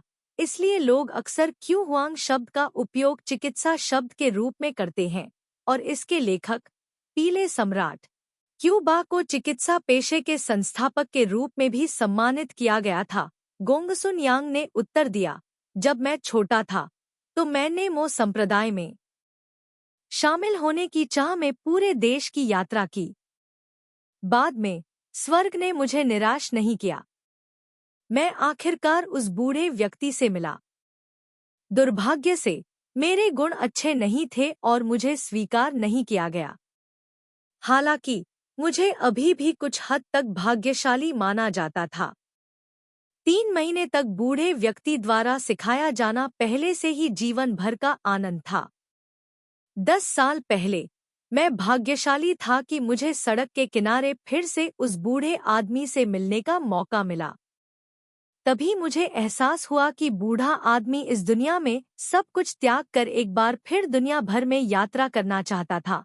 दुनिया और लोगों को बचाने के लिए क्यू हुआंग का उपयोग करना चाहता था। तब से 10 साल बीत चुके हैं और मुझे नहीं पता कि वह बूढ़ा आदमी अब कहाँ है। अगर वह अभी भी जीवित होते तो शायद उनकी उम्र 70 से ज्यादा होती। ठंडी हवा चली और गोंगसुन यांग को अचानक खांसी आ गई। उस समय जब वह सेना में थे तो उन्हें दुर्घटनावश चोट लग गई थी। ठीक होने के बाद उसके बाद के प्रभाव पूरी तरह से ठीक नहीं हुए थे, इसलिए वह अक्सर इस तरह खांसते थे और उनकी तबीयत भी खराब हो गई थी। यह ठंडी सर्दियों की हवा है। सर, आपकी तबीयत ठीक नहीं है। मैं आपको आपके कमरे में वापस ले चलता हूँ, वेई शाओ ने तुरंत कहा। गोंगसुन यांग ने तुरंत कहा कि उसकी हिम्मत नहीं है। उसने कहा कि वह खुद वापस जा सकता है। वेई शाओ ने बिल्कुल भी जोर नहीं लगाया। उसने अपना कोट उतार दिया, उसे गोंगसुन यांग के कंधों पर रख दिया और नीचे जाते समय उसकी पीठ को देखा।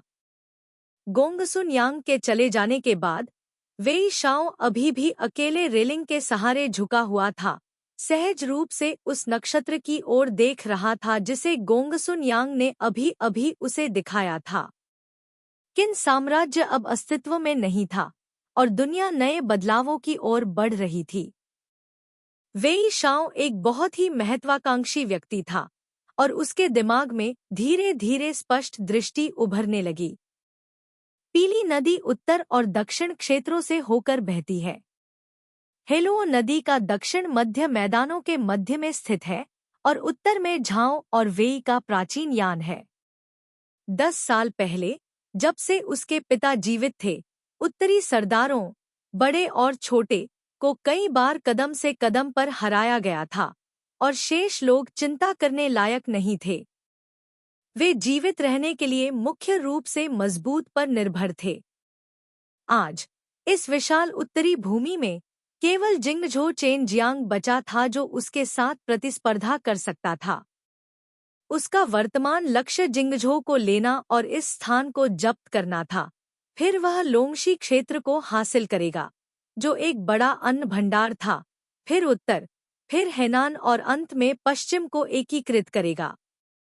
तभी वह अपना महान उपक्रम पूरा कर पाएगा।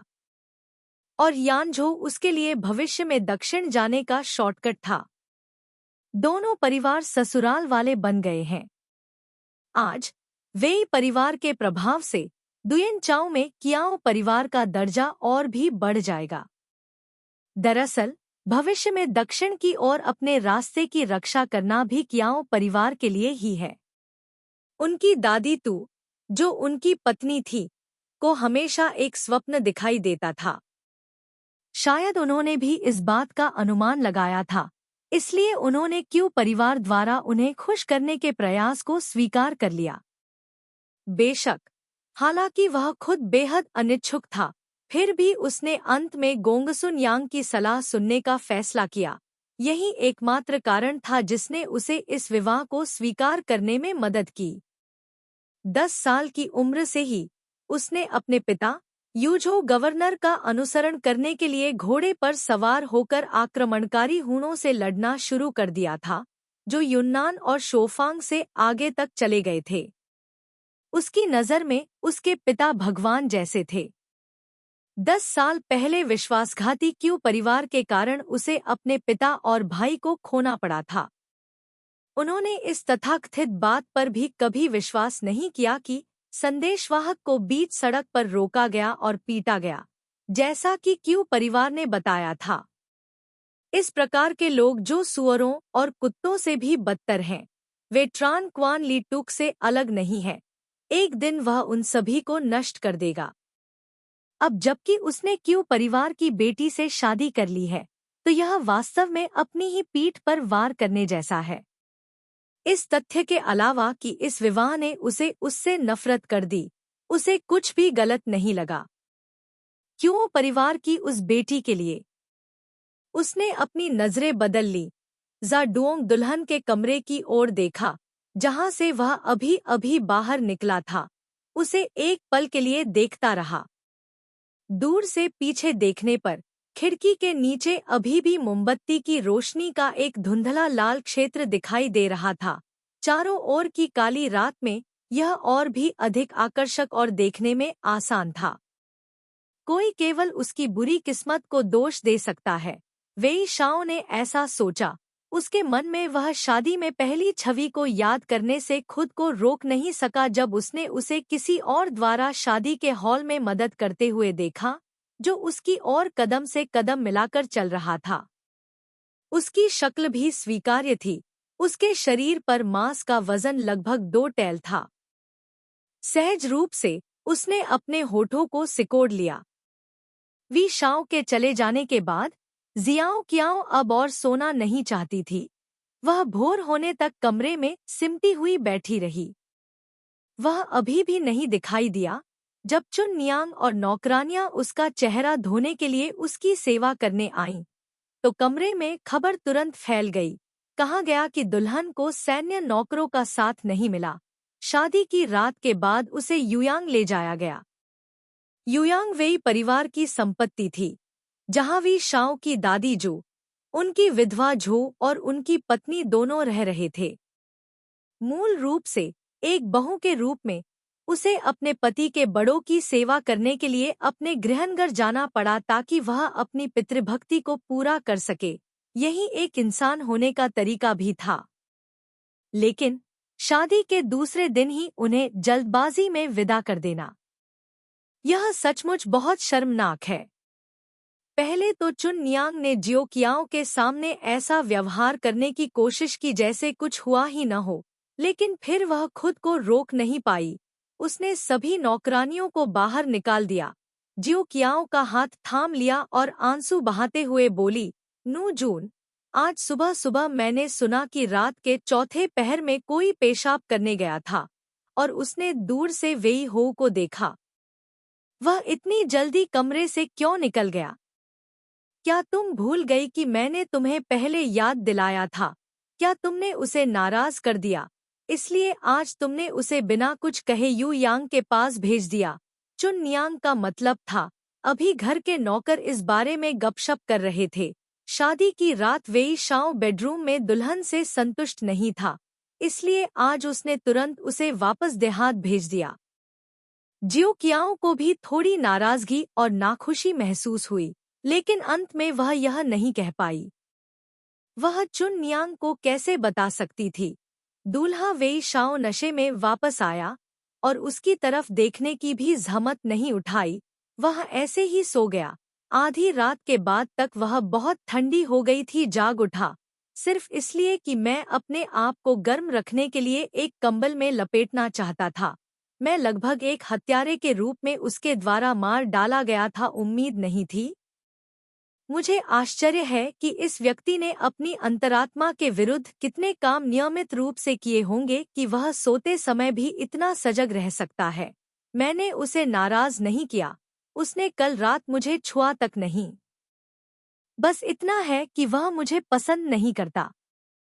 चाचा और वेई परिवार ने पहले ही शादी की योजना बना ली थी।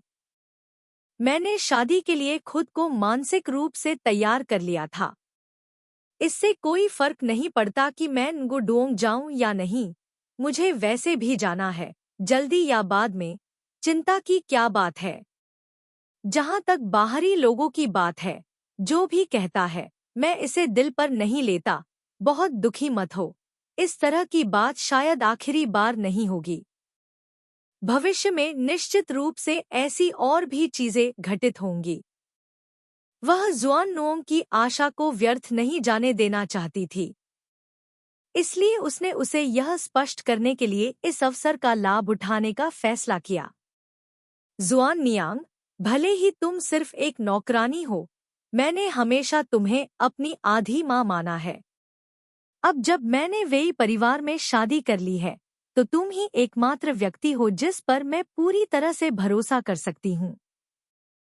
मुझे उम्मीद है कि तुम भी मेरे प्रति पूरी तरह से वफादार रहोगी। अब से अगर कुछ भी होता है तो तुम मेरी मदद कर सकती हो। जुआन नियांग स्तब्ध थी, चुपचाप जियाओ कियाओ को देख रही थी। सूरज की रोशनी पूर्वी खिड़की से कमरे में चमक रही थी, ड्रेसिंग टेबल तक पहुंच रही थी। सुनहरे रंग ने उसकी कोमल त्वचा को गर्मी की एक परत से ढक दिया था, यहाँ तक कि उसके कानों के छोटे छोटे बाल भी साफ देखे जा सकते थे। उसने खुद को आईने में मुस्कुराते हुए देखा। उसकी आंखें साफ हो गईं जैसे कि रत्न हिल रहे हों। ऐसी महिला शासक उसे परिचित और अजनबी दोनों ही तरह की लगी, लेकिन किसी कारण से इसने जुआन नुओंग को उसके दिल की गहराई से उत्साहित महसूस कराया। उसके पूरे शरीर में अधिक ताकत लग रही थी। उस व्यक्ति की रक्षा के लिए निस्वार्थ रूप से प्रयास करने की इच्छा स्वाभाविक रूप से पैदा हुई। महिला की शिक्षाएं बहुत सही हैं। मुझे याद रहेगा। मैं तुम्हारे लिए तुम्हारे बालों में कंघी करूंगी। जुआन नुओंग ने जल्दी से अपने आंसू पोंछे, खड़ी हुई, टियू क्यू के पीछे चली गई और उसके बालों को बांधने में उसकी मदद करने लगी। उसके हाथ बहुत ही कुशल हैं, इसलिए वह लोगों के बाल खूबसूरती से बांध सकती है। उसके पास एक प्राकृतिक प्रतिभा है और वह हमेशा और अधिक की तलाश में रहती है। जब ज्यो कियाओ की माँ अभी भी जीवित थी, तो वह अक्सर जुआन नुओंग की उसके जादुई हाथों के लिए प्रशंसा करती थी। कहती थी कि वह 5 भागों की सुंदरता वाली महिला को 8 भागों की सुंदरता में बदल सकती है। कल रात वह चिंतित थी कि वेई हो को पता नहीं होगा कि स्थिति को कैसे संभालना है और महिला स्वामी को पीड़ित करना होगा। किसने सोचा होगा कि वह महिला सम्राट को छू भी नहीं पाएगा। वह बहुत असहज महसूस कर रही थी और मुश्किल से बोल पा रही थी। हमेशा की तरह मैं खजाने को एक बक्से में छिपाकर रखता, उसे सावधानी से रखता और किसी को पता नहीं चलने देता। अब जब मैंने उसे लोगों के सामने लाया, तो वे संतुष्ट नहीं थे। शुरू में उसके मन में अभी भी वेई शाओ के लिए सम्मान और प्रशंसा थी, लेकिन सिर्फ एक सुबह के बाद वह असंतुष्ट महसूस करने लगी।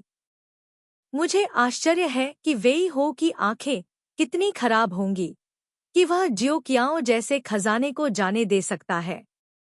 यहाँ तक कि शादी के ठीक बाद वह उसे कहीं और ले गया, जिससे उसकी बदनामी हुई।